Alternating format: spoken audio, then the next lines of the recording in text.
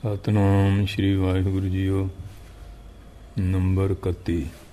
ਸੁਖ ਭੋਗ ਦੀਆਂ ਇਛਾਵਾਂ ਦਾ ਤਿਆਗ। ਸਾਡੇ ਸ਼ਾਸਤਰਾਂ ਵਿੱਚ ਇਛਾਵਾਂ ਦੇ 3 ਭੇਦ ਦੱਸੇ ਹਨ। ਨੰਬਰ 1, ਪੁੱਤਰ ਈਛਣਾ ਭਾਵ ਪੁੱਤਰ ਪੋਤੇ ਦੀ ਇੱਛਾ। ਨੰਬਰ 2, ਬਿੱਤ ਈਛਣਾ ਭਾਵ ਧਨ ਦੌਲਤ ਜਾਇਦਾਦ ਦੀ ਇੱਛਾ। ਨੰਬਰ 3, ਲੋਕ ਈਛਣਾ ਭਾਵ ਲੋਕਾਂ 'ਚ ਮਾਣ ਸਤਿਕਾਰ ਪਦਵੀ ਦੀ ਇੱਛਾ। ਇਹ ਸਭ ਇੱਛਾਵਾਂ ਮਨ ਵਿੱਚ ਪੈਦਾ ਹੁੰਦੀਆਂ ਹਨ ਅਤੇ ਮਨ ਦੀਆਂ ਬਿਰਤੀਆਂ ਜਾਂ ਲਹਿਰਾਂ ਕਹਾਉਂਦੀਆਂ ਹਨ। ਬਿਰਤੀ ਕਹਿ ਦਿਓ ਜਾਂ ਲਹਿਰ ਕਹਿ ਦਿਓ।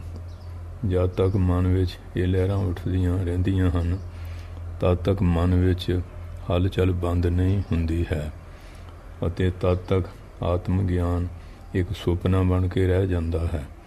ਜਿਵੇਂ ਧੂੰਆਂ ਅੱਗ ਨੂੰ ਢੱਕ ਲੈਂਦਾ ਹੈ ਜਾਂ ਮੈਲ ਸ਼ੀਸ਼ੇ ਨੂੰ ਢੱਕ ਲੈਂਦੀ ਹੈ, ਉਸੇ ਤਰ੍ਹਾਂ ਮਨ ਵਿੱਚ ਪੈਦਾ ਹੋਣ ਵਾਲੀਆਂ ਕਾਮਨਾਵਾਂ ਜਾਂ ਇੱਛਾਵਾਂ ਗਿਆਨ ਤੇ ਆਵਰਣ ਪਰਦਾ ਪਾ ਦਿੰਦੀਆਂ ਹਨ ਅਤੇ ਮਨੁੱਖ ਅਗਿਆਨ ਦੇ ਭੰਬਰ ਵਿੱਚ ਚੱਕਰ ਕੱਟਦਾ ਹੀ ਰਹਿੰਦਾ ਹੈ। ਉਹਨਾਂ ਘੁੰਮਣ ਘੇਰੀਆਂ 'ਚ ਫਸ ਜਾਂਦਾ। ਜਿਵੇਂ ਦਰਿਆ 'ਚ ਘੁੰਮਣ ਘੇਰੀ ਹੋਵੇ ਨਾ, ਨਿਕਲਣਾ ਬਹੁਤ ਔਖਾ ਹੈ। ਜੀਵਨ ਦੀ ਆਸਾ, ਪੀਣ ਦੀ ਆਸਾ,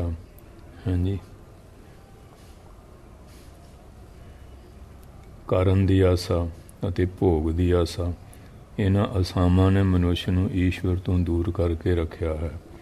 ਸਭ ਤੋਂ ਵੱਡੀ ਰੁਕਾਵਟ ਤਾਂ ਜੀਵਨ ਦੀ ਇੱਛਾ ਹੈ ਕਿ ਮੈਂ ਸਦਾ ਹੀ ਜਿੰਦਾ ਰਹਾਂ। ਬਾਕੀ ਸਭ ਆਸ਼ਾਵਾਂ ਇਸ ਦੇ ਅਧੀਨ ਹਨ। ਸਰੀਰ ਅਤੇ ਸੰਸਾਰ ਦੇ ਸਰੂਪ ਦਾ ਠੀਕ ਗਿਆਨ ਨਾ ਹੋਣ ਕਾਰਨ ਜੀਵਨ ਦੀ ਇੱਛਾ ਨੇ ਮਨੁੱਖ ਦੇ ਫਰਜ਼ ਨੂੰ ਢਕਿਆ ਹੋਇਆ ਹੈ। ਇਹ ਮਨੁੱਖ ਨੂੰ ਆਪਣੇ ਫਰਜ਼ ਵੱਲ ਲੱਗਣ ਨਹੀਂ ਦਿੰਦੀ। ਜੀਵਨ ਤੋਂ ਨਿਰਾਸ਼ ਹੋਣ ਨਾਲ ਹੀ ਸੱਚਾ ਬੈਰਾਗ ਹੁੰਦਾ ਹੈ। ਕਿਉਂ ਮੌਤ ਜਿਹਨੂੰ ਦੀਦੀ ਆ ਪਰਮਾਤਮਾ ਚੇਤੇ, ਉਹਦੇ ਮਨ 'ਚ ਬੈਰਾਗ ਹੁੰਦਾ ਹੈ। ਫਿਰ ਤਾਂ ਥੋੜ੍ਹਾ ਬੇੜਾ ਪਾਰ ਹੈ। ਇਸ ਲਈ ਸਾਧਕ ਨੂੰ ਚਾਹੀਦਾ ਹੈ ਕਿ ਜੀਵਨ ਕਾਲ ਵਿੱਚ ਹੀ ਜਿਉਣ ਤੋਂ ਨਿਰਾਸ਼ ਹੋ ਜਾਵੇ। ਭਾਵੇਂ ਇਹ ਨਾ ਰੱਖੇ ਕਿ ਮੈਂ ਸਦਾ ਜਿੰਦਾ ਰਹਾਂਗਾ, ਮੌਤ ਨੂੰ ਚੇਤੇ ਰੱਖੇ। ਇਸ ਨੂੰ ਤਾਂ ਆਪਣਾ ਫਰਜ਼ ਜਲਦ ਤੋਂ ਜਲਦ ਪੂਰਾ ਕਰਨਾ ਹੈ। ਪਰ ਜੀਵਨ ਦੀ ਆਸਾ ਰੱਖਦੇ ਹੋਏ ਅਸੀਂ ਕਹਿ ਦਿੰਦੇ ਹਾਂ ਕਿ ਫਿਰ ਕਰ ਲਵਾਂਗੇ। ਉਹ ਜਿਹੜਾ ਫਿਰ ਕਰਨ ਦਾ ਗਾਂਹ ਤੇ ਗਾਂਹ ਫਿਰ ਤੁਰਿਆ ਜਾਂਦਾ ਹੈ। ਹੁਣੇ ਕੀ ਹੋਇਆ ਹੈ, ਬੜਾ ਸਮਾਂ ਪਿਆ ਹੈ, ਹਾਲੇ ਬੜੀ ਉਮਰ ਹੈ ਆਦਿ। ਇਸ ਲਈ ਜੇਕਰ ਅਸੀਂ ਜੀਵਨ ਦੀ ਇੱਛਾ ਛੱਡ ਕੇ ਆਪਣੇ ਫਰਜ਼ ਪੂਰੇ ਕਰਨ ਵਿੱਚ ਲੱਗ ਜਾਈਏ ਤਾਂ ਮਰਨ ਦਾ ਡਰ ਵੀ ਨਹੀਂ ਰਹਿੰਦਾ ਅਤੇ ਨਾ ਹੀ ਅਸੀਂ ਜੰਮਣ ਮਰਨ ਦੇ ਚੱਕਰ ਵਿੱਚ ਫਸਦੇ ਹਾਂ। ਇਸ ਲਈ ਸੁੱਖ ਭੋਗ ਦੀ ਇੱਛਾ ਦਾ ਤਿਆਗ ਚਿੱਤ ਸ਼ੁੱਧੀ ਦਾ ਇੱਕ ਵੱਡਾ ਸਾਧਨ ਹੈ। ਹੁਣ ਦੇਖਣਾ ਇਹ ਹੈ ਕਿ ਸੁੱਖ ਭੋਗ ਦੀ ਇੱਛਾ ਕਿਵੇਂ ਹੁੰਦੀ ਹੈ ਅਤੇ ਉਸ ਦਾ ਤਿਆਗ ਕਿਵੇਂ ਹੋ ਸਕਦਾ ਹੈ। ਆਵਿਚਾਰ ਤੋਂ ਕਾਰਨ ਸਰੀਰ ਵਿੱਚ ਅਹੰ ਭਾਵ ਪੈਦਾ ਹੋ ਜਾਂਦਾ ਹੈ ਅਤੇ ਇਸ ਨਾਲ ਸੰਬੰਧ ਰੱਖਣ ਵਾਲੇ ਪਦਾਰਥਾਂ ਵਿੱਚ ਮੇਰਾਪਨ ਹੋ ਜਾਂਦਾ ਹੈ। ਇਸ ਕਾਰਨ ਭੋਗ ਦੀ ਇੱਛਾ ਪੈਦਾ ਹੁੰਦੀ ਹੈ। ਇਸ ਭੋਗ ਦੀ ਇੱਛਾ ਨੂੰ ਤਿਆਗਣ ਦੇ 2 ਉਪਾਅ ਹਨ। 2 ਉਪਾਅ ਆ, ਇੱਕ ਵਿਚਾਰ, ਦੂਜਾ ਪ੍ਰੇਮ। ਵਿਚਾਰ ਦੇ ਨਾਲ ਜਦੋਂ ਮਨੁੱਖ ਇਹ ਸਮਝ ਜਾਂਦਾ ਹੈ ਕਿ ਮੈਂ ਸਰੀਰ ਨਹੀਂ, ਤਨ ਭੋਗ ਇੱਛਾਵਾਂ ਦਾ ਤਿਆਗ ਵੀ ਆਪਣੇ ਆਪ ਹੋ ਜਾਂਦਾ ਹੈ ਅਤੇ ਸਭ ਇੱਛਾਵਾਂ ਦਾ ਖਤਮ ਹੋ ਜਾਣਾ ਹੀ ਅੰਤःਕਰਨ ਦੀ ਸ਼ੁੱਧੀ ਹੈ। ਕਿਉਂਕਿ ਜਿਹੜੇ ਫੁਰਨੇ ਆ ਉਹ ਹੀ ਮਨ ਨੂੰ ਮਲੀਨ ਕਰਦੇ ਆ। ਜਦ ਤੱਕ ਮਨੁੱਖ ਦਾ ਸਰੀਰ ਅਤੇ ਸੰਸਾਰ ਨਾਲ ਸੰਬੰਧ ਨਹੀਂ ਟੁੱਟਦਾ, ਜਦ ਤੱਕ ਉਹ ਸਰੀਰ ਨੂੰ ਮੈਂ ਅਤੇ ਸੰਸਾਰ ਨੂੰ ਆਪਣਾ ਮੰਨਦਾ ਹੈ, ਤਦ ਤੱਕ ਗੋਪੀ ਪ੍ਰੇਮ ਦੀ ਗੱਲ ਉਸ ਨੂੰ ਸਮਝ ਨਹੀਂ ਆ ਸਕਦੀ ਹੈ। ਜਦੋਂ ਸਾਧਕ ਸਰੀਰ ਅਤੇ ਸੰਸਾਰ ਨਾਲ ਮੰਨੇ ਹੋਏ ਸੰਬੰਧ ਦਾ ਤਿਆਗ ਕਰਕੇ ਸਭ ਤਰ੍ਹਾਂ ਨਾਲ ਇੱਛਾ ਰਹਿਤ ਹੋ ਜਾਂਦਾ ਹੈ, ਤਦ ਉਸ ਦਾ ਚਿੱਤ ਸ਼ੁੱਧ ਹੋ ਜਾਂਦਾ ਹੈ। ਇੱਥੋਂ ਹੀ ਪ੍ਰੇਮ ਦਾ ਆਰੰਭ ਹੁੰਦਾ ਹੈ। ਜੋ ਭੋਗ ਇੱਛਾ ਦੇ ਤਿਆਗ ਦਾ ਦੂਜਾ ਉਪਾਅ ਆ, ਉਸ ਤੋਂ ਪਹਿਲਾਂ ਦੀ ਜੋ ਭਗਤੀ ਹੈ ਉਹ ਤਾਂ ਚਿੱਤ ਸ਼ੁੱਧੀ ਦਾ ਇੱਕ ਉਪਾਅ ਹੈ। ਉਸ ਨੂੰ ਪ੍ਰਭੂ ਭਗਤੀ ਨਹੀਂ ਸਮਝਣਾ ਚਾਹੀਦਾ। ਜਦੋਂ ਸਾਡਾ ਕਿਸੇ ਨਾਲ ਪ੍ਰੇਮ ਹੋ ਜਾਵੇ ਤਾਂ ਅਸੀਂ ਖੁਸ਼ੀ ਨਾਲ ਆਪਣੇ ਪ੍ਰੀਤਮ ਨੂੰ ਸੁੱਖ ਦੇਣ ਦੀ ਭਾਵਨਾ ਨਾਲ ਆਪਣੇ ਸੁੱਖ ਦਾ ਤਿਆਗ ਕਰ ਦਿੰਦੇ ਹਾਂ। ਸਾਡੀ ਭੋਗ ਦੀ ਇੱਛਾ ਦਾ ਅੰਤ ਹੋ ਜਾਂਦਾ ਹੈ ਅਤੇ ਤਦ ਸਾਨੂੰ ਤਾਂ ਆਪਣੇ ਪ੍ਰੀਤਮ ਨੂੰ ਸੁੱਖ ਦੇਣ ਵਿੱਚ ਹੀ ਰਸ ਆਨੰਦ ਮਿਲਦਾ ਹੈ। ਉਸ ਰਸ ਦੇ ਸਾਹਮਣੇ ਸੁੱਖ ਭੋਗ ਦਾ ਰਸ ਫਿੱਕਾ ਪੈ ਜਾਂਦਾ ਹੈ। ਇਸ ਤਰ੍ਹਾਂ ਪ੍ਰੇਮ ਨਾਲ ਵੀ ਇੱਛਾਵਾਂ ਦਾ ਆਪਣੇ ਆਪ ਤਿਆਗ ਹੋ ਜਾਂਦਾ ਹੈ। ਤਿਆਗ ਅਤੇ ਪ੍ਰੇਮ ਦਾ ਗਹਿਰਾ ਸੰਬੰਧ ਹੈ। ਪ੍ਰੇਮ ਨਾਲ ਤਿਆਗ ਹੁੰਦਾ ਹੈ ਅਤੇ ਤਿਆਗ ਨਾਲ ਪ੍ਰੇਮ ਵੱਧਦਾ ਹੈ। ਆਮ ਲੋਕ ਮੋਹ ਨੂੰ ਪ੍ਰੇਮ ਕਹਿੰਦੇ ਆ। ਮੋਹ ਇੱਕ ਦਲਦਲ ਆ, ਇਹ 'ਚ ਫਸਿਆ ਬੰਦਾ ਨਿਕਲ ਨਹੀਂ ਸਕਦਾ, ਕਿਉਂਕਿ ਜਿੱਥੇ ਮੋਹ ਆ ਉੱਥੇ ਸੁਆਰਥ ਆ, ਜਿੱਥੇ ਪ੍ਰੇਮ ਆ ਉੱਥੇ ਪਰਮਾਰਥ ਹੈ। ਇਸ ਕਰਕੇ ਆਮ ਲੋਕ ਮੋਹ ਨੂੰ ਹੀ ਪ੍ਰੇਮ ਸਮਝਦੇ, ਪਰ ਪ੍ਰੇਮ ਇੱਕ ਵੱਖਰੀ ਚੀਜ਼ ਹੈ। ਤਿਆਗ ਅਤੇ ਪ੍ਰੇਮ ਦਾ ਗਹਿਰਾ ਸੰਬੰਧ ਹੈ। ਪ੍ਰੇਮ ਨਾਲ ਤਿਆਗ ਹੁੰਦਾ ਹੈ ਅਤੇ ਤਿਆਗ ਨਾਲ ਪ੍ਰੇਮ ਵੱਧਦਾ ਹੈ। ਪ੍ਰੇਮੀ ਵਿੱਚ ਚਾਹ ਨਹੀਂ ਰਹਿੰਦੀ, ਕੋਈ ਇੱਛਾ ਨਹੀਂ ਰਹਿੰਦੀ। ਇਸ ਲਈ ਪ੍ਰੇਮੀ ਆਪਣੇ ਲਈ ਕੁਝ ਨਹੀਂ ਕਰਦਾ। ਜੋ ਕੁਝ ਕਰਦਾ ਹੈ ਆਪਣੇ ਪ੍ਰੀਤਮ ਨੂੰ ਸੁੱਖ ਦੇਣ ਲਈ ਹੀ ਕਰਦਾ ਹੈ। ਪ੍ਰੇਮ ਵਿੱਚ ਦੇਣ ਦਾ ਭਾਵ ਰਹਿੰਦਾ ਹੈ, ਲੈਣ ਦੀ ਇੱਛਾ ਨਹੀਂ ਰਹਿੰਦੀ। ਸੱਚਾ ਪ੍ਰੇਮੀ ਤਾਂ ਪ੍ਰੀਤਮ ਦੇ ਸੁੱਖ ਵਿੱਚ ਹੀ ਸੁਖੀ ਰਹਿੰਦਾ ਹੈ। ਇਸ ਲਈ ਸਾਧਕ ਨੂੰ ਚਾਹੀਦਾ ਹੈ ਕਿ ਉਹ ਆਪਣੇ ਪ੍ਰੀਤਮ ਭਗਵਾਨ ਦੇ ਨਾਤੇ ਹਰੇਕ ਨੂੰ ਸੁੱਖ ਪਹੁੰਚਾਉਣ ਦੀ ਭਾਵਨਾ ਨਾਲ ਆਪਣੇ ਸੁੱਖ ਦੀ ਸਮੱਗਰੀ ਨੂੰ ਉਹਨਾਂ ਦੀ ਸੇਵਾ ਵਿੱਚ ਲਾ ਦੇਵੇ। ਇਸ ਸੇਵਾ ਨਾਲ ਮਨੁੱਖ ਦਾ ਅੰਤःਕਰਨ ਜਲਦੀ ਸ਼ੁੱਧ ਹੋ ਜਾਂਦਾ ਹੈ ਅਤੇ ਹਿਰਦੇ ਵਿੱਚ ਪ੍ਰਭੂ ਦਾ ਪ੍ਰੇਮ ਆਪਣੇ ਆਪ ਪ੍ਰਗਟ ਹੋ ਜਾਂਦਾ ਹੈ। ਜਦ ਸਾਧਕ ਸਰੀਰ, ਪ੍ਰਾਪਤ ਪਦਾਰਥ ਅਤੇ ਸਭ ਪ੍ਰਕਾਰ ਦੀਆਂ ਸ਼ਕਤੀਆਂ ਨੂੰ ਆਪਣੇ ਪ੍ਰਭੂ ਦੀਆਂ ਮੰਨਦਾ ਹੈ ਤਾਂ ਉਹ ਉਹਨਾਂ 'ਤੇ ਆਪਣਾ ਕੋਈ ਅਧਿਕਾਰ ਨਹੀਂ ਮੰਨਦਾ। ਉਹਨਾਂ ਤੋਂ ਕਿਸੇ ਪ੍ਰਕਾਰ ਦੀ ਕੋਈ ਉਪਭੋਗਤਾ ਦੀ ਆਸ ਨਹੀਂ ਕਰਦਾ। ਇਹ ਇੱਛਾ ਨਹੀਂ ਹੁੰਦੀ ਵੀ ਆਹ ਚੀਜ਼ ਜਿਹੜੀ ਹੈ ਇਹਨੂੰ ਮੈਂ ਵਰਤਾਂ। ਪ੍ਰੇਮ ਦਾ ਅਧਿਕਾਰੀ ਪ੍ਰੇਮੀ ਹੁੰਦਾ ਹੈ, ਭੋਗੀ ਨਹੀਂ, ਕਿਉਂਕਿ ਸੁੱਖ ਭੋਗ ਨਾਲ ਪ੍ਰੇਮ ਵਿੱਚ ਕਮੀ ਆ ਜਾਂਦੀ ਹੈ। ਪਰਮਾਤਮਾ ਅਤੇ ਜੀਵ ਵਿੱਚ ਕੋਈ ਵੀ ਭੋਗੀ ਨਹੀਂ, ਦੋਨੋਂ ਪ੍ਰੇਮੀ ਹਨ। ਜੀਵ ਵਿੱਚ ਜੋ ਭੋਗ ਬੁੱਧੀ ਜਾਗਦੀ ਹੈ ਉਹ ਕੇਵਲ ਸਰੀਰ ਦੇ ਸੰਬੰਧ ਨਾਲ ਹੁੰਦੀ ਹੈ। ਇਸ ਲਈ ਪ੍ਰੇਮ ਦੇ ਲਈ ਵਿਵੇਕ ਦੁਆਰਾ ਸਰੀਰ ਤੋਂ ਅਲੱਗ ਹੋ ਕੇ ਚਾਹ ਰਹਿਤ ਹੋਣਾ ਅਤਿ ਜ਼ਰੂਰੀ ਹੈ।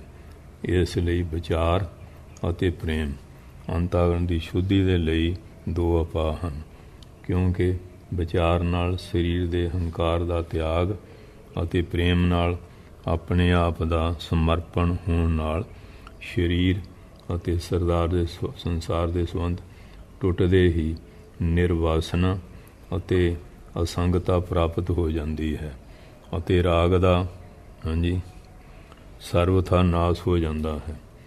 ਨਿਰਵਾਸਨਾ ਨਾਲ ਯੋਗ, ਅਸੰਗਤਾ ਨਾਲ ਬੋਧ ਅਤੇ ਸਮਰਪਣ ਨਾਲ ਅਨੁਰਾਗ ਪ੍ਰੇਮ ਆਪਣੇ ਆਪ ਹੀ ਪ੍ਰਾਪਤ ਹੋ ਜਾਂਦਾ ਹੈ। ਜਗਤ ਨਾਲ ਸੰਬੰਧ ਤੋੜਨ ਨਾਲ ਮੁਕਤੀ ਅਤੇ ਭਗਵਾਨ ਨਾਲ ਸੰਬੰਧ ਜੋੜਨ ਨਾਲ ਭਗਤੀ ਆਪਣੇ ਆਪ ਪ੍ਰਾਪਤ ਹੋ ਜਾਂਦੀ ਹੈ। ਇਸ ਲਈ ਮਨੁੱਖ ਪੂਰਨ ਕੰਮ ਭਾਵ ਚਾਹ ਤੋਂ ਰਹਿਤ ਹੋ ਜਾਵੇ। ਮਨੁੱਖ ਸੰਸਾਰ ਅਤੇ ਸੰਸਾਰ ਨਾਲ ਆਪਣਾ ਸੰਬੰਧ ਆਪਣੇ ਵਿਵੇਕ ਦਾ ਆਦਰ ਕਰਨਾ ਅਤੇ ਉਸ ਦੇ ਅਨੁਸਾਰ ਆਪਣਾ ਜੀਵਨ ਬਣਾਉਣ ਨਾਲ ਹੀ ਤੋੜ ਸਕਦਾ ਹੈ। ਸਾਧਕ ਨੂੰ ਵਿਚਾਰ ਕਰਨਾ ਚਾਹੀਦਾ ਹੈ ਕਿ ਸਰੀਰ ਅਤੇ ਸੰਸਾਰ ਦੇ ਨਾਲ ਸੰਬੰਧ ਜੋੜਨ ਨਾਲ ਮੈਨੂੰ ਕੀ ਮਿਲਿਆ? ਉੱਤਰ ਮਿਲੇਗਾ ਕਿ ਦੁੱਖ ਅਤੇ ਦੁੱਖ ਤੋਂ ਇਲਾਵਾ ਹੋਰ ਕੁਝ ਵੀ ਨਹੀਂ ਮਿਲਿਆ। ਸੰਸਾਰ ਨਾਲ ਸੰਬੰਧ ਜੋੜਨ ਅਤੇ ਪ੍ਰਭੂ ਨੂੰ ਭੁੱਲ ਜਾਣ ਨਾਲ ਚਿੱਤ ਅਸ਼ੁੱਧ ਹੋ ਜਾਂਦਾ ਹੈ। ਦੂਸਰੇ ਸਰੀਰ ਅਤੇ ਸੰਸਾਰ ਨਾਲ ਸੰਬੰਧ ਮੰਨ ਲੈਣ ਨਾਲ ਅਧਿਕਾਰ ਦੀ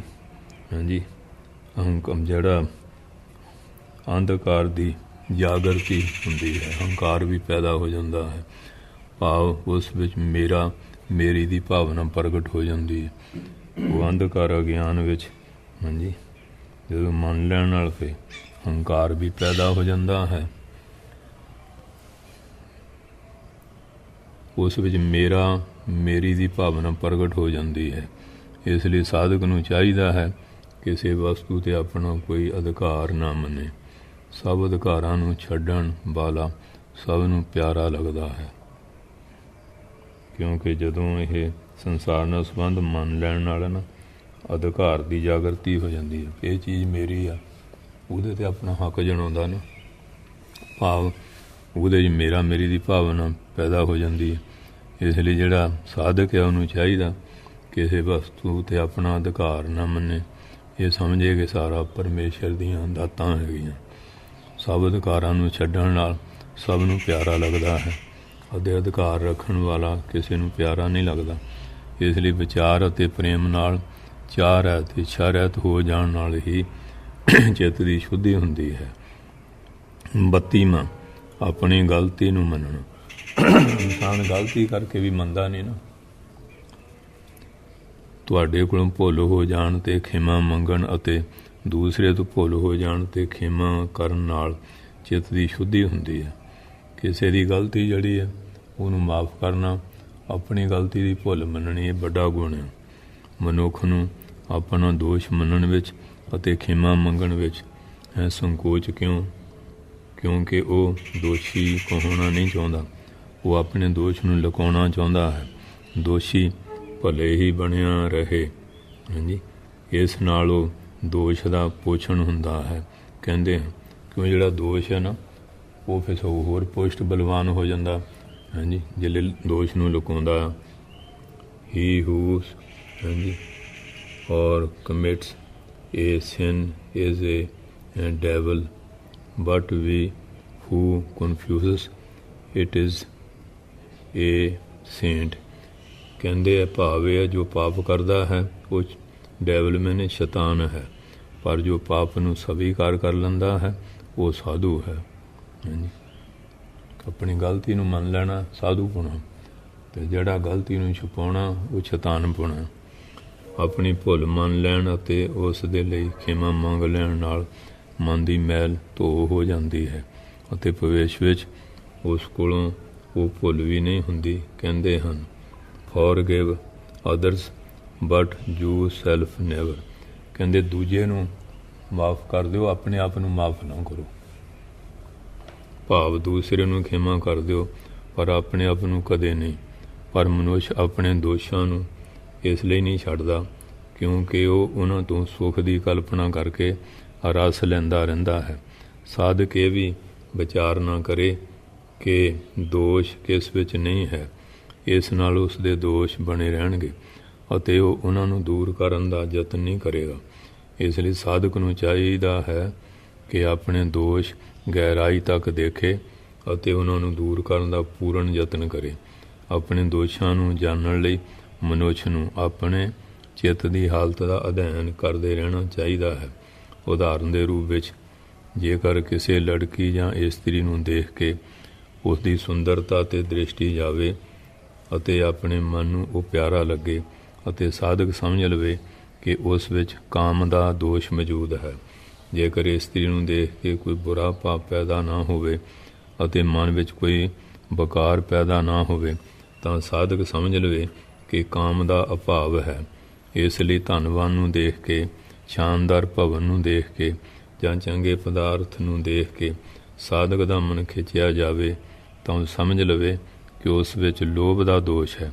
ਇਸੇ ਤਰ੍ਹਾਂ ਜੇਕਰ ਜਿੱਧਰ ਨਜ਼ਰ ਜਾਵੇ ਦੂਸਰੇ ਦੇ ਗੁਣਾਂ ਦੀ ਵਿਸ਼ੇਸ਼ਤਾ ਪ੍ਰਤੀਤ ਹੋਵੇ ਅਤੇ ਮਨ ਉਸ ਪਾਸੇ ਖਿੱਚਿਆ ਜਾਵੇ ਤਾਂ ਸਮਝਣਾ ਚਾਹੀਦਾ ਹੈ ਕਿ ਚਿੱਤ ਸ਼ੁੱਧ ਹੋ ਰਿਹਾ ਹੈ।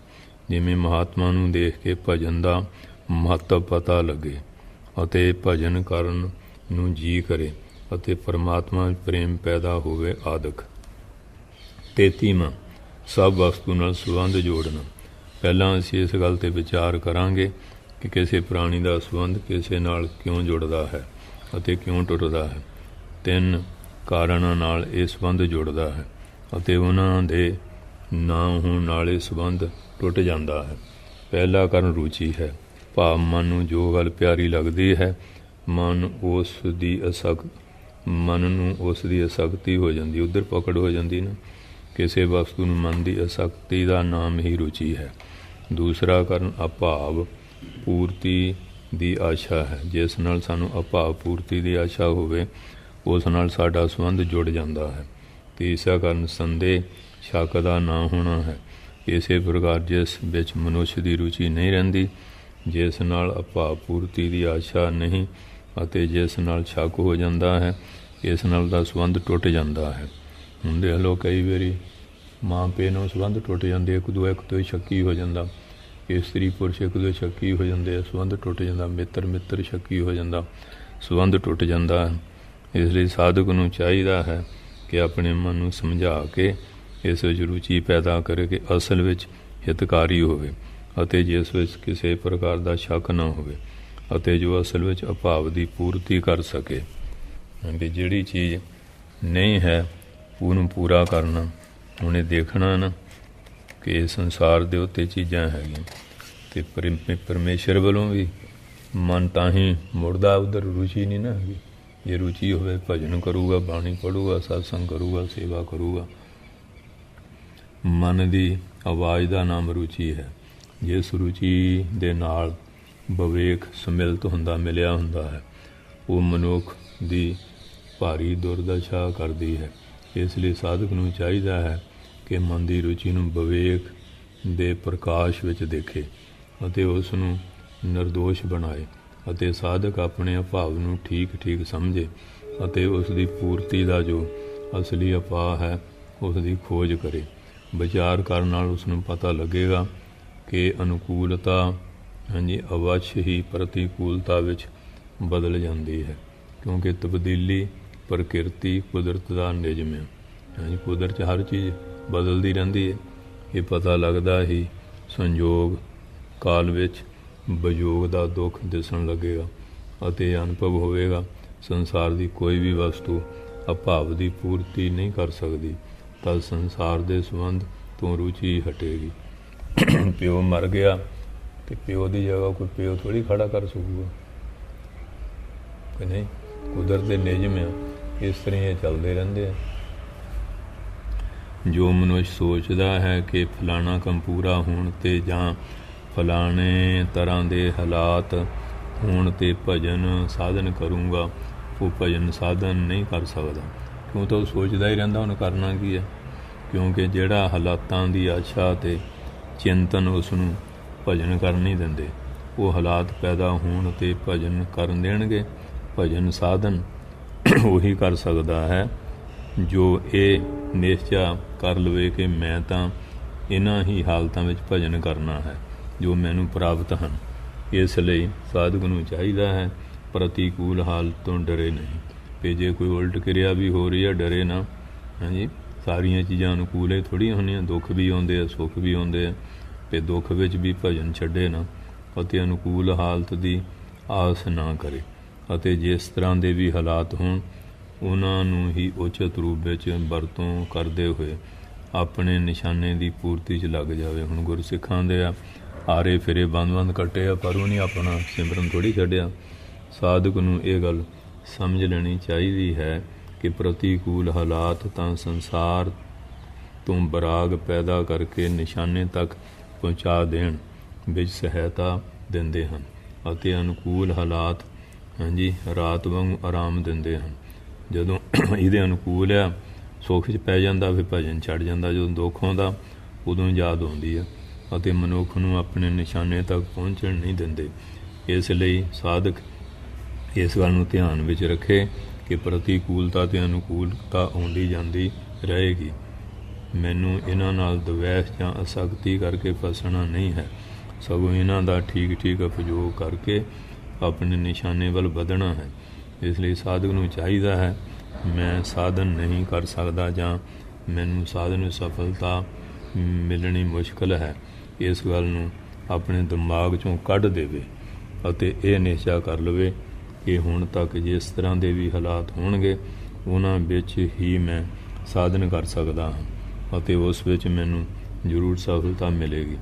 ਹਾਂਜੀ, ਸਾਧਨ ਨਹੀਂ ਹੋ ਸਕਦਾ, ਇਸ ਗੱਲ ਨੂੰ ਝੂਠ ਸਮਝੇ ਅਤੇ ਜਿਸ ਸਾਧਨ ਵਿੱਚ ਰੁਚੀ ਹੋਵੇ, ਜਿਸ ਵਿੱਚ ਕਿਸੇ ਤਰ੍ਹਾਂ ਦਾ ਸ਼ੱਕ ਨਾ ਹੋਵੇ, ਜਿਸ ਵਿੱਚ ਇਹ ਪੂਰਨ ਵਿਸ਼ਵਾਸ ਹੋਵੇ ਕਿ ਮੇਰੇ ਸਾਰੇ ਅਭਾਵ ਮਿਟ ਜਾਣਗੇ ਅਤੇ ਮੈਨੂੰ ਆਪਣੇ ਸਾਧ ਵਸਤੂ ਭਗਵਾਨ ਦੀ ਪ੍ਰਾਪਤੀ ਹੋ ਜਾਵੇਗੀ, ਉਹ ਸਾਧ ਜਿਹੜਾ ਹੈ ਸਾਧਕ ਦਾ ਜੀਵਨ ਬਣਾ ਸਕਦਾ, ਉਹ ਸਾਧਕ ਜੀਵਨ ਬਣਾ ਸਕਦਾ ਹੈ। ਇਸ ਵਿੱਚ ਹੀ ਸਾਧਕ ਦਾ ਚਿੱਤ ਨਵਾਂ ਉਤਸ਼ਾਹ ਅਤੇ ਪ੍ਰੇਮ ਵੱਧਦਾ ਰਹਿੰਦਾ ਹੈ, ਕਿਉਂਕਿ ਕਦੀ ਵੀ ਘਬਰਾਵੇ ਨਾ ਕਿ ਮੈਨੂੰ ਪਰਮਾਤਮਾ ਪ੍ਰਾਪਤ ਨਹੀਂ ਹੋਏ, ਲੱਗਾ ਰਹੇ ਤੁਰਿਆ ਬੰਦਾ ਵੀ ਕਿਤੇ ਨਾ ਕਿਤੇ ਪਹੁੰਚ ਹੀ ਜਾਂਦਾ।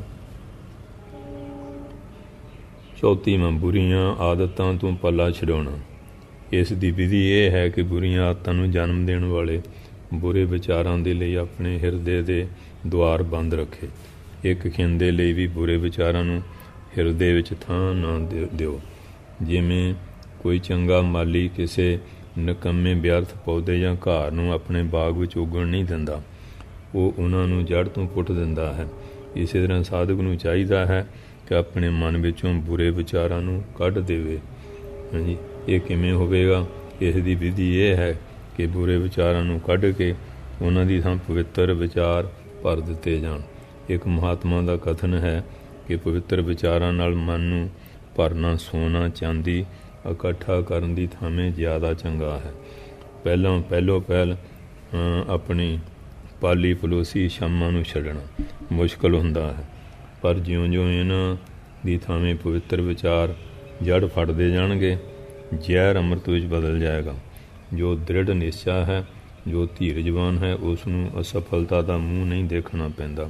ਕਹਿੰਦੇ ਹਨ, ਮਾਰਗ ਚੱਲਦਾ ਜੋਗਰੇ ਤਾਂ ਹਨ ਲਾਗੇ ਦੋਸ਼, ਕਹੇ ਕਬੀਰ ਬੈਠਾ ਰਹੇ ਤਾਂ ਸਿਰ ਕਰੜੇ ਕੋਸ। ਜਿਹੜਾ ਬੈਠਾ ਹੈ ਉਹਦੀ ਬਾਟ ਕਿੱਥੋਂ ਨਿਭਣੀ? ਜਿਹੜਾ ਤੁਰਿਆ ਰਹਿੰਦਾ, ਜੇ ਡਿੱਗ ਵੀ ਪਵੇ ਫੇਰ ਉੱਠ ਕੇ ਤੁਰ ਪਵੇ, ਘਬਰਾਵੇ ਨਾ। ਇਹ ਮਹਾਤਮਾ ਦਾ ਕਹਿਣਾ ਹੈ ਕਿ ਇੱਕ ਪਾਸੇ ਤੋਂ ਜਰਾ ਲਗਾਮ ਨੂੰ ਹਿਲਾਇਆ ਅਤੇ ਘੋੜੇ ਦਾ ਰੁਖ ਬਦਲ ਗਿਆ।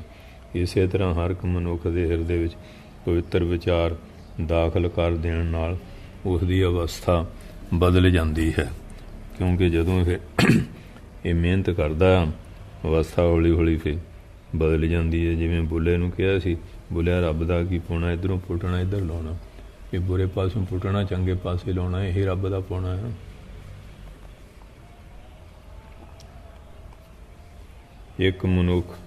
ਹਰ ਇੱਕ ਮਨੁੱਖ ਦੇ ਹਿਰਦੇ ਪਵਿੱਤਰ ਵਿਚਾਰ ਦਾਖਲ ਕਰ ਦੇਣ ਨਾਲ ਉਸ ਦੀ ਅਵਸਥਾ ਬਦਲ ਜਾਂਦੀ ਹੈ। ਇਸ ਨਾਲ ਹੀ ਗ੍ਰਸਤ ਸਾਧੂ ਬਣ ਜਾਂਦਾ ਹੈ। ਜੇ ਗ੍ਰਸਤੀ ਹੈ ਉਹ ਵੀ ਫਿਰ ਮੋਹ ਮਮਤਾ ਟੁੱਟ ਜਾਊਗੀ, ਸਾਧੂ ਬਣ ਜਾਏਗਾ। ਇਸ ਤਰ੍ਹਾਂ ਹੀ ਕਰਮ ਦੇ ਤੀਰ ਉਲਟਾਏ ਜਾ ਸਕਦੇ ਹਨ।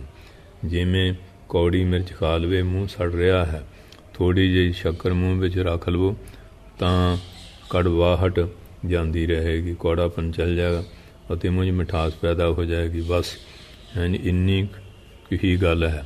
ਸਿਰਫ ਕੰਮ ਵਿੱਚ ਲੱਗ ਜਾਓ, ਗੱਲਾਂ ਬਣਾਉਣ ਨਾਲ ਕੰਮ ਨਹੀਂ ਬਣੇਗਾ। ਜੋ ਗਰਜਦੇ ਹਨ ਉਹ ਵਰਦੇ ਨੇ, ਜੋ ਸਾਹਸ ਤੋਂ ਕੰਮ ਨੇ। ਜੇ ਸਾਹਸ ਤੋਂ ਹੌਸਲੇ ਤੋਂ ਕੰਮ ਨਹੀਂ ਲਓਗੇ ਤਾਂ ਤੁਹਾਡੇ ਬੁਰੇ ਵਿਚਾਰ ਤੁਹਾਨੂੰ ਫਸਾਉਣ ਲਈ ਇੱਕ ਮੋਟਾ ਰੱਸਾ ਬਣ ਜਾਣਗੇ, ਫੇਰ ਨਹੀਂ ਨਿਕਲ ਸਕਦੇ।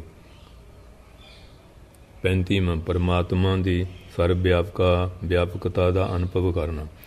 ਗੁਰੂ ਮਹਾਰਾਜ ਨੇ ਸਿੱਖ ਨੂੰ ਕਿਹਾ ਕਿ ਉਹ ਪਿਆਰੇ ਸਿੱਖ, ਜਿਵੇਂ ਤੂੰ ਕਬੂਤਰ ਦੀ ਅੱਖ ਵਿੱਚ ਉਸ ਸਾਖੀ ਪਰਮਾਤਮਾ ਨੂੰ ਦੇਖਿਆ ਹੈ ਜਿਸ ਨੂੰ ਤੂੰ ਮਾਰਨ ਲੱਗਿਆ ਸੀ, ਇਸੇ ਤਰ੍ਹਾਂ ਜਿੱਥੇ ਕਿਤੇ ਤੂੰ ਜਾਵੇਂ ਅਤੇ ਕਦੀ ਤੂੰ ਪਾਪ ਕਰਨ ਲੱਗੇ ਤਾਂ ਪਰਮਾਤਮਾ ਨੂੰ ਉੱਥੇ ਮੌਜੂਦ ਸਮਝੇ। ਜਿਵੇਂ ਜਿਸ ਇਸਤਰੀ ਦੀ ਤੁਸੀਂ ਇੱਛਾ ਰੱਖਦੇ ਹੋ, ਉਸ ਦੀ ਅੱਖ ਅਤੇ ਸਰੀਰ ਵਿੱਚ ਵੀ ਉਸ ਸਾਖੀ ਪਰਮਾਤਮਾ ਨੂੰ ਦੇਖੋ ਅਤੇ ਇਹ ਅਨੁਭਵ ਕਰੋ ਕਿ ਤੁਹਾਡਾ ਸੁਆਮੀ ਪਰਮਾਤਮਾ ਤੁਹਾਨੂੰ ਉਸ ਅੱਖ ਦੁਆਰਾ ਦੇਖ ਰਿਹਾ ਹੈ, ਕਿਉਂਕਿ ਅੱਖਾਂ ਉਹਦੇ ਦੁਆਰਾ ਦੇਖਦੀਆਂ, ਉਹਨਾਂ ਅੱਖਾਂ ਨਾਲ ਤੁਹਾਨੂੰ ਰੱਬ ਦੇਖ ਰਿਹਾ, ਤੁਸੀਂ ਕਿੱਧਰ ਦੇਖਦੇ ਆ। ਇਸ ਲਈ ਹਰ ਕਾਰਜ ਇਸ ਤਰ੍ਹਾਂ ਕਰੋ ਕਿ ਜਿਵੇਂ ਕਿ ਹਰ ਸਮੇਂ ਅਤੇ ਹਰ ਜਗ੍ਹਾ ਪਰਮਾਤਮਾ ਤੁਹਾਡੇ ਸਾਹਮਣੇ ਹੀ ਹੈ। ਇਸ ਲਈ ਤੁਸੀਂ ਲੁਕ ਕੇ ਵੀ ਪਾਪ ਕਰਮ ਨਹੀਂ ਕਰ ਸਕੋਗੇ ਅਤੇ ਤੁਹਾਡਾ ਚਿੱਤ ਜਲਦੀ ਹੀ ਸ਼ੁੱਧ ਹੋ ਜਾਵੇਗਾ।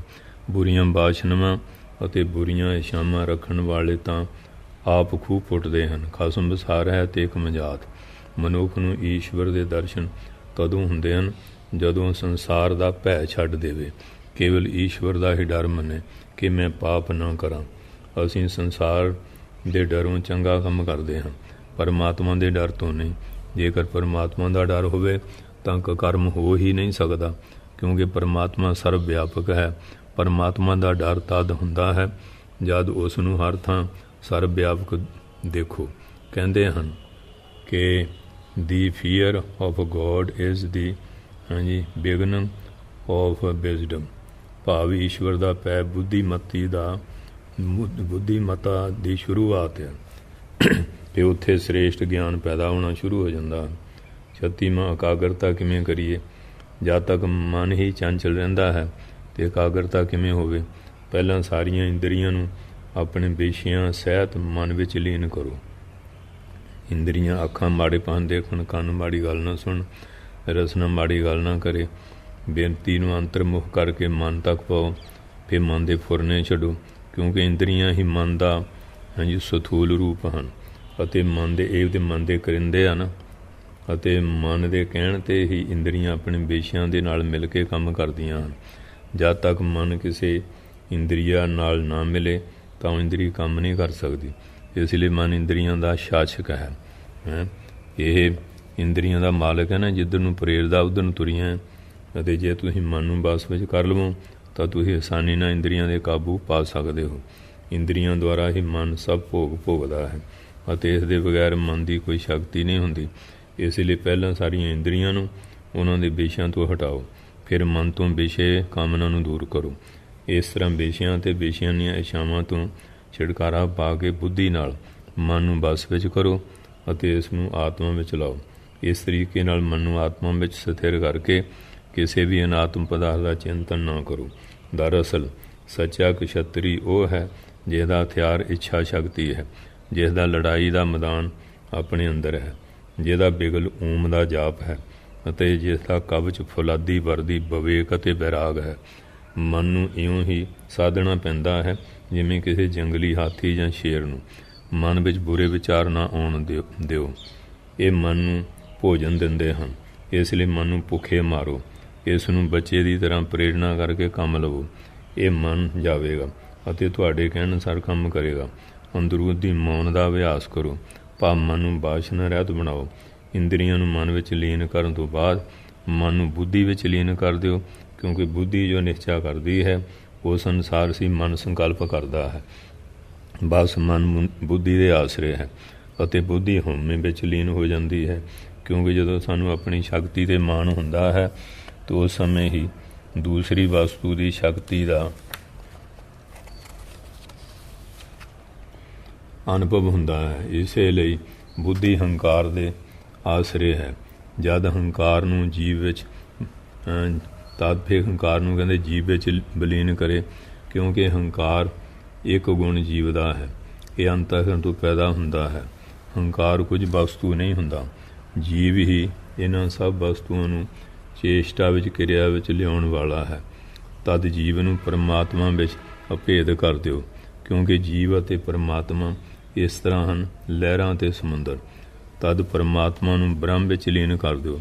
ਪਰਮਾਤਮਾ ਅਤੇ ਬ੍ਰਹਮ ਦੀ ਉਪਮਾ ਪਾਣੀ ਅਤੇ ਸਮੁੰਦਰ ਤੋਂ ਹੈ। ਸੋ ਮੈਂ ਹਾਂ, ਬ੍ਰਹਮ ਹਾਂ। ਇਸ ਤੋਂ ਇਲਾਵਾ ਕੋਈ ਵਿਚਾਰ ਨਹੀਂ ਉੱਠਣਾ ਚਾਹੀਦਾ। ਭਾਵ ਬ੍ਰਹਮ ਵਿੱਚ ਲੀਨ ਰਹੋ ਅਤੇ ਪਰਮਾਤਮਾ ਦੇ ਸਿਮਰਨ ਵਿੱਚ ਲੱਗੇ ਰਹੋ।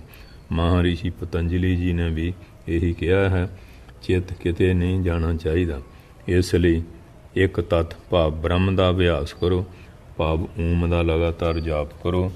ਏਕ ਓਂਕਾਰ ਦਾ ਜਾਪ ਕਰੋ। ਕਹਿੰਦੇ ਹਨ ਤੁਲਸੀ ਆਪਣੇ ਰਾਮ ਕੋ ਰੀਝ ਭਜੋ ਜਾਂ ਖੀਜ, ਭੂਮੀ ਪੇੜ ਉਪਜੇਂਗੇ ਹੀ ਉਲਟੇ ਸਿੱਧੇ ਬੀਜ।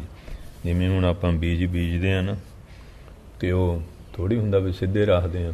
ਜਿਲੇ ਬੂਟਾ ਜੰਮਦਾ ਆਪੇ ਹੀ ਸਿੱਧਾ ਹੋ ਜਾਂਦਾ। ਵੀ ਭਜਨ ਕਰਦੇ ਰਹੋ, ਉਹ ਆਪੇ ਹੀ ਹੋ ਜਾਂਦਾ ਹੈ। ਉਪਨਿਸ਼ਦ ਨੇ ਵੀ ਇਹ ਕਹਿੰਦੇ ਹਨ, ਪਰਮਾਤਮਾ ਦਾ ਕੋਈ ਰੰਗ ਰੂਪ ਨਹੀਂ ਹੁੰਦਾ। ਇਸ ਲਈ ਓਮ ਦੇ ਰੂਪ ਵਿੱਚ ਉਸ ਨੂੰ ਤ੍ਰਿਕੁਟੀ ਵਿੱਚ ਦੇਖਣ ਦੀ ਕੋਸ਼ਿਸ਼ ਕਰੋ। ਹਰ ਸਮੇਂ ਓਮ ਤਤ ਸਤ ਹਾਂਜੀ ਕਹਿੰਦੇ ਰਹੋ। ਇਸ ਤਰ੍ਹਾਂ ਨਿਰੰਤਰ ਅਭਿਆਸ ਕਰਕੇ ਇਹ ਮਨ ਰੁਕਦਾ ਹੈ। ਇਹ ਇੱਕ ਸੌਖਾ ਪਾ ਹੈ। ਇਸ ਤਰ੍ਹਾਂ ਹਾਂਜੀ ਸੋ ਬ੍ਰਹਮ ਮੈਂ ਹਾਂ ਤੋਂ ਇਲਾਵਾ ਕੋਈ ਵਿਚਾਰ ਪੈਦਾ ਨਹੀਂ ਹੁੰਦਾ। ਤਾਂ ਇਸ ਦਾ ਨਾਮ ਸਾਵਕਾਲ ਸਮਾਧੀ ਹੈ। ਇਸੇ ਤਰ੍ਹਾਂ ਅਭਿਆਸ ਕਰਨ ਨਿਰਵਿਕਲ ਸਮਾਧੀ ਜੋ ਕਿ ਇਸ ਦਾ ਫਲ ਹੈ ਪ੍ਰਾਪਤ ਹੋ ਜਾਏਗੀ, ਅਤੇ ਜਦ ਸਦੀਵੀ ਪਰਮਾਨੰਦ ਦੀ ਅਵਸਥਾ ਬਣੀ ਰਹੇ ਉਸ ਨੂੰ ਪਰਮ ਪਦ, ਮੁਕਤੀ, ਨਿਰਵਾਣ ਪਦ ਜਾਂ ਮਲਾਪ ਕਹਿੰਦੇ ਹਨ। ਇਹ ਮੁਕਤੀ ਦਾ ਸਰੂਪ ਸਾਰਾ ਦੱਸਦਾ। 37ਵਾਂ ਭਜਨ ਵਿੱਚ ਮਨ ਕਿਵੇਂ ਲੱਗੇ। ਸ੍ਰੀ ਗੁਰੂ ਤੇਗ ਬਹਾਦਰ ਸਾਹਿਬ ਜੀ ਫਰਮਾਉਂਦੇ ਹਨ ਕਿ ਸੋਰਠ ਮਹਲਾ ਨਾਵਾ ਜੋ ਨਰ ਦੁੱਖ ਮੈਂ ਦੁੱਖ ਨਹੀਂ ਮੰਨੈ, ਸੁਖ ਸੁਨਿਆਰ ਪੈ ਨਹੀਂ ਜਾ ਕੇ ਕੰਚਨ ਮਾਟੀ ਮੰਨੈ। ਜਿਹੜਾ ਪੁਰਸ਼ ਨਾ ਦੁੱਖ ਨੂੰ ਦੁੱਖ ਨਹੀਂ ਮੰਨਦਾ, ਸੁਖਾਂ ਨਾਲ ਪਿਆਰ ਨਹੀਂ ਤੇ ਭੈ ਨਹੀਂ, ਸੋਨੇ ਮਿੱਟੀ ਨੂੰ ਇੱਕ ਤੁਲ ਜਾਣਦਾ ਹੈ। ਰਹੋ ਨਾ ਨਿੰਦਿਆ ਨੇ ਉਸ 'ਤੇ ਜਾ ਕੇ ਲੋਭ ਮੋਹ ਮੰਨਣ, ਨਾ ਨਿੰਦਿਆ ਨਾ ਉਸ 'ਤੇ ਲੋਭ ਮੋਹ ਹੰਕਾਰ ਇਹ ਵੀ ਨਹੀਂ। ਹਰ ਇੱਕ ਸੋ ਤੇ ਰਹੋ ਨਿਆਰੋ ਤਾਂ ਨਾ ਹੀ ਮਨ ਪਮਾਨ। ਹਰ ਇੱਕ ਸੋ ਵੀ ਨਿਆਰਾ ਰਹਿੰਦਾ, ਮਾਨ ਅਪਮਾਨ 'ਚ ਵੀ ਉਹ ਬੰਦਾ ਪ੍ਰਾਪਤੀ ਕਰਦਾ ਹੈ। ਭਾਵ ਉਸਦਾ ਮਨ ਬਾਣੀ ਵਿੱਚ ਲੱਗਦਾ ਹੈ। ਜਿਸ ਨੂੰ ਹਰ ਇੱਕ ਸੋਗ ਨਹੀਂ ਹੋਵੇ, ਜਿਹਨੂੰ ਸੋਨਾ ਮਿੱਟੀ ਸਮਾਨ ਹੈ, ਰਾਗ ਦਵੈਸ਼ ਨਾ ਹੋਵੇ, ਜਿਸ ਨੂੰ ਨਿੰਦਾ ਅਤੇ ਪ੍ਰਸ਼ੰਸਾ ਬਰਾਬਰ ਹੋਵੇ, ਦੋਸ਼ਣ ਮਿੱਤਰ ਵਿੱਚ ਇੱਕ ਸਮਾਨ ਹੋਵੇ। ਪਰ ਜਿਸ ਵਿਅਕਤੀ ਦਾ ਮਨ 10 ਦਿਸ਼ਾਵਾਂ ਵਿੱਚ ਘੁੰਮਦਾ ਹੈ ਉਸ ਨੂੰ ਚੈਨ ਕਿਵੇਂ ਆਵੇ। ਜਿਸ ਦਾ ਮਨ ਇਸਤਰੀ ਪੁੱਤਰ ਧਨ ਆਦਿ ਵਿੱਚ ਫਸਿਆ ਹੋਇਆ ਹੈ ਉਸ ਦਾ ਮਨ ਭਜਨ ਵਿੱਚ ਕਿਵੇਂ ਲੱਗੇ। ਕਾਮ ਕ੍ਰੋਧ ਮੋਹ ਹੰਕਾਰ ਨੂੰ ਛੱਡੋ ਤਾਂ ਮਨ ਬਸ ਆਵੇ। ਹਾਂਜੀ ਆਸ਼ਾ ਮਹਾਂ ਦੁੱਖਮ ਨਿਰਾਸ਼ਾ ਮਹਾਂ ਸੁਖਮ। ਜਿਹੜੀਆਂ ਆਸ਼ਾ ਬੜੀਆਂ ਦੁੱਖ ਦਿੰਦੀਆਂ, ਜਿਹੜਾ ਆਸਾਂ ਨੂੰ ਤਿਆਗਣਾ ਹੀ 'ਚ ਸੁੱਖ ਆ। ਜਿਵੇਂ ਸੁਹਾਗਾ ਸੋਨੇ ਨੂੰ ਢਾਲ ਦਿੰਦਾ ਹੈ, ਇਸ ਤਰ੍ਹਾਂ ਵਿਸ਼ੇ ਸਰੀਰ ਨੂੰ ਗਾਲ ਦਿੰਦੇ ਹਨ। ਇਸ ਦੇ ਲਈ ਹਾਂਜੀ ਕਿ ਇਸ ਲਈ ਬੋਲੇ ਮਨ ਵਿਸ਼ਿਆਂ ਤੋਂ ਬਚ ਜਾ। ਇਹ ਸੁਣਦਾ ਨਹੀਂ ਨਾ। ਨਾਮਰੂ ਜਹਾਜ਼ ਵਿੱਚ ਚੜ੍ਹ ਜਾ, ਨਹੀਂ ਤਾਂ ਪਛਤਾਏਗਾ। ਗੁਰੂ ਦੇ ਸ਼ਬਦ ਨਾਲ ਆਸਾ ਤ੍ਰਿਸ਼ਨਾ ਮਿਟਦੀ ਹੈ।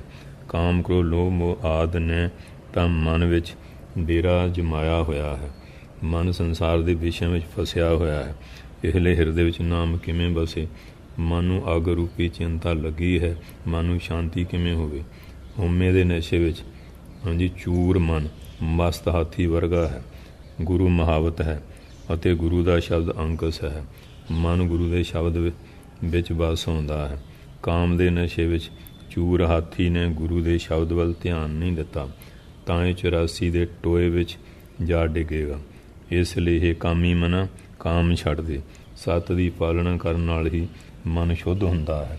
ਪਰੰਤੂ ਕਬੀਰ ਸਾਚਾ ਸਤਿਗੁਰ ਕਿਆ ਕਰਿਆ ਜੋ ਸਿੱਖਾਂ ਮੈਂ ਚੂਕ, ਅੰਧੇ ਇੱਕ ਨਾ ਲਾਗੇ ਜੋ ਬਾਂਸ ਵਜਾਈਏ ਫੂਕ। ਹੁਣ ਸੱਚਾ ਗੁਰੂ ਕੀ ਕਰੂਗਾ ਜੇ ਸਿੱਖ ਦੇ ਵਿੱਚ ਚੁੱਕ ਗਲਤੀ ਹੈ, ਬਚਨ ਨਹੀਂ ਮੰਨਦਾ। ਕਹਿੰਦੇ ਜਿਵੇਂ ਹੁਣ ਉਹ ਅੰਧੇ ਦੇ ਕੋਈ ਬਚਨ ਮਨ ਨਹੀਂ ਲੱਗਦਾ, ਜਿਵੇਂ ਬਾਂਸ ਫੂਕ ਮਾਰੀਏ ਪਾਰ ਨਿਕਲ ਜਾਂਦੀ ਨਾ, ਇੱਕ ਕੰਨ ਸੋਹਣੇ ਕੱਢ ਦਿੱਤੀ ਅਸਰ ਲਿਆ ਨਹੀਂ।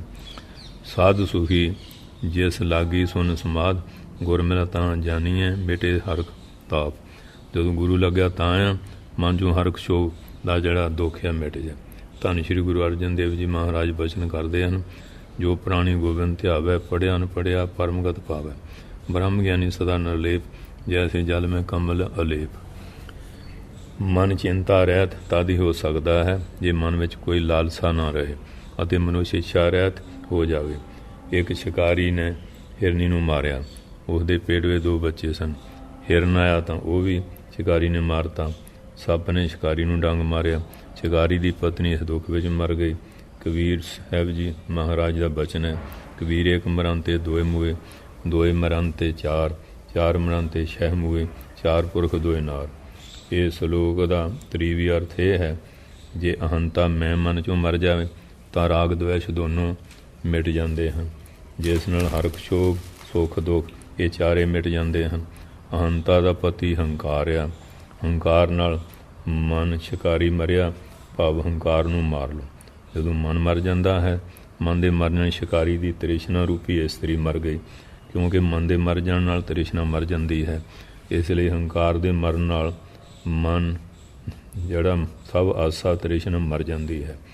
38ਵਾਂ ਰਾਜ ਯੋਗ ਦਾ ਰਸਤਾ। ਹਠ ਯੋਗ ਦਾ ਸਭ ਤੋਂ ਗਹਿਰਾ ਸੰਬੰਧ ਪ੍ਰਾਣਾਂ ਨਾਲ ਹੈ। ਹਠ ਯੋਗੀ ਪ੍ਰਾਣਾਂ ਨੂੰ ਬਸ ਵਿੱਚ ਕਰਕੇ ਮਨ ਨੂੰ ਆਪਣੇ ਅਧੀਨ ਕਰ ਲੈਂਦਾ ਹੈ, ਕਿਉਂਕਿ ਪ੍ਰਾਣ ਅਤੇ ਮਨ ਦਾ ਗਹਿਰਾ ਸੰਬੰਧ ਹੈ ਅਤੇ ਇੱਕ ਦੇ ਰੋਕਣ ਨਾਲ ਦੂਸਰੇ ਨੂੰ ਰੋਕਣਾ ਪੈਂਦਾ ਹੈ। ਕਿਉਂਕਿ ਸਵਾਸ ਚੱਲਦਾ ਅਤੇ ਇਹਦੇ ਨਾਲ ਹੀ ਮਨ ਚੱਲਦਾ ਨਾ। ਸਵਾਸ ਰੁਕ ਜਾਏ, ਤਨ ਛੂਟੇ ਮਨ ਕਹਾਂ ਸਮਾਈ ਕਿੱਥੇ ਰਹੇਗਾ। ਪਰ ਇਕੱਲੇ ਪ੍ਰਾਣਾਂ ਨੂੰ ਜਿੱਤਣ ਨਾਲ ਮਨ ਸਦਾ ਲਈ ਜਿੱਤਿਆ ਨਹੀਂ ਜਾਂਦਾ। ਮਨ ਦੀਆਂ ਬਿਰਤੀਆਂ 'ਤੇ ਕਾਬੂ ਪਾ ਕੇ ਮਨ ਨੂੰ ਸਥਾਈ ਤੌਰ 'ਤੇ ਜਿੱਤਿਆ ਜਾ ਸਕਦਾ ਹੈ। ਇਹ ਰਾਜ ਯੋਗ ਦਾ ਸਾਧਨ ਜਾਂ ਮਾਰਗ ਹੈ, ਕਿਉਂਕਿ ਇੱਕ ਹਠ ਯੋਗ ਹੈ। ਰਾਜ ਯੋਗ ਕਹਿ ਦਿਓ, ਸਹਿਜ ਯੋਗ ਕਹਿ ਦਿਓ, ਪ੍ਰੇਮ ਯੋਗ ਕਹਿ ਦਿਓ, ਭਗਤੀ ਯੋਗ ਕਹਿ ਦਿਓ। ਰਾਜ ਯੋਗ ਦਾ ਗਹਿਰਾ ਸੰਬੰਧ ਮਨ ਨਾਲ ਹੈ। ਇਸ ਲਈ ਰਾਜ ਯੋਗੀ ਮਨ 'ਤੇ ਕਾਬੂ ਪਾਉਣ ਦੀ ਕੋਸ਼ਿਸ਼ ਕਰਦਾ ਹੈ। ਮਨ ਨੂੰ ਅੰਤਰਮੁਖੀ ਬਣਾਉਣਾ ਰਾਜ ਯੋਗ ਹੈ। ਇਹ ਰਾਹ 'ਤੇ ਚੱਲਣ ਲਈ ਬਹੁਤ ਸਬਰ ਦੀ ਲੋੜ ਹੈ। ਜਿਸ ਤਰ੍ਹਾਂ ਸਬਰ ਨਾਲ ਆਪਣੇ ਲੋਕੀ ਜਿਹੜਾ ਹੈਗਾ ਮੁੰਜ ਦੀਆਂ ਗੰਢਾਂ ਤੋੜ ਕੇ ਉਹਨਾਂ ਵਿੱਚੋਂ ਰੂੰਦਾਰ ਰੇਸ਼ੇ ਕੱਢ ਲੈਂਦੇ ਹਨ। ਇਸ ਤਰ੍ਹਾਂ ਮੁਮੁਕਸ਼ੂ ਆਪਣੀ ਧੀਰੇ ਨਾਲ 5 ਕੋਸ਼ਾਂ ਨੂੰ ਅਧੇੜ ਦਿੰਦਾ ਹੈ, ਜਿਨ੍ਹਾਂ ਨੇ ਆਤਮਾ ਨੂੰ ਢੱਕਿਆ ਹੈ। ਇਸ ਕਰਕੇ ਸਬਰ ਦੇ ਨਾਲ ਨਾ ਉਹ ਮੁੰਜ ਦੀਆਂ ਗੰਢਾਂ ਜਿਹੜੀਆਂ ਭੰਨ ਕੇ ਉੱਚੋਂ ਰੂੰਦਾਰ ਰੇਸ਼ੇ ਕੱਢ ਲੈਂਦੇ ਆ। ਇਸ ਤਰ੍ਹਾਂ ਜਿਹੜਾ ਮੁਮੁਕਸ਼ੂ ਆ ਆਪਣੇ ਧੀਰੇ ਦੇ ਨਾਲ 5 ਕੋਸ਼ਾਂ ਨੂੰ ਅਧੇੜ ਦਿੰਦਾ ਹੈ, ਜਿਨ੍ਹਾਂ ਨੇ ਆਤਮਾ ਨੂੰ ਢੱਕਿਆ ਹੋਇਆ ਹੈ। ਇਹ ਕੋਸ਼ ਆਤਮਾ ਦੇ ਉੱਪਰ ਪਰਦੇ ਹੁੰਦੇ ਹਨ। ਬਸ ਵਿੱਚ ਕੀਤੀਆਂ ਹੋਈਆਂ ਇੰਦਰੀਆਂ ਦੁਆਰਾ ਹੀ ਮਨੁੱਖ ਆਪਣੇ ਮਨਪਸੰਦ ਰਸਤੇ 'ਤੇ ਚੱਲ ਸਕਦਾ ਹੈ। ਸਮਭਾਵੀ ਸਥਿਤ ਹੋਣ ਦਾ ਅਰਥ ਹੈ ਬ੍ਰਹਮ ਵਿੱਚ ਸਥਿਤ ਹੋਣਾ। ਅਜਿਹਾ ਮਨੁੱਖ ਸਮੁੰਦਰ ਵਾਂਗ ਗੰਭੀਰ ਰਹਿੰਦਾ ਹੈ। ਇੰਦਰੀਆਂ ਦੇ ਘੋੜੇ ਨੂੰ ਦਿਨ ਰਾਤ ਸੰਜਮ ਦੇ ਕੋੜੇ ਲਗਾਉਂਦੇ ਰਹੋ, ਇਹਦੇ ਕੋਟੜੇ ਮਾਰਦੇ ਰਹੋ। ਸ੍ਰਿਸ਼ਟੀ ਸਾਫ਼ ਰੱਖੇ, ਕਿਉਂਕਿ ਦ੍ਰਿਸ਼ਟੀ ਸਾਫ਼ ਹੈ, ਸ੍ਰਿਸ਼ਟੀ ਆਪੇ ਸਾਫ਼ ਨਜ਼ਰ ਆਉਂਦੀ ਹੈ। ਦ੍ਰਿਸ਼ਟੀ ਮਲੀਨ ਹੋਵੇ ਅਤੇ ਨਾਮ ਜਪ ਤੁਹਾਡੀ ਢਾਲ ਅਤੇ ਕਵਚ ਹੋਵੇ, ਜੋ ਤੁਹਾਨੂੰ ਅਗਿਆਨਤਾ ਤੋਂ ਰੱਖਿਆ ਕਰੇਗਾ। ਜਦ ਮੌਤ ਰੂਪੀ ਤੀਰ ਤੁਹਾਡੇ ਸਰੀਰ ਨੂੰ ਬਿੰਨ ਨਹੀਂ ਸਕਦੇ।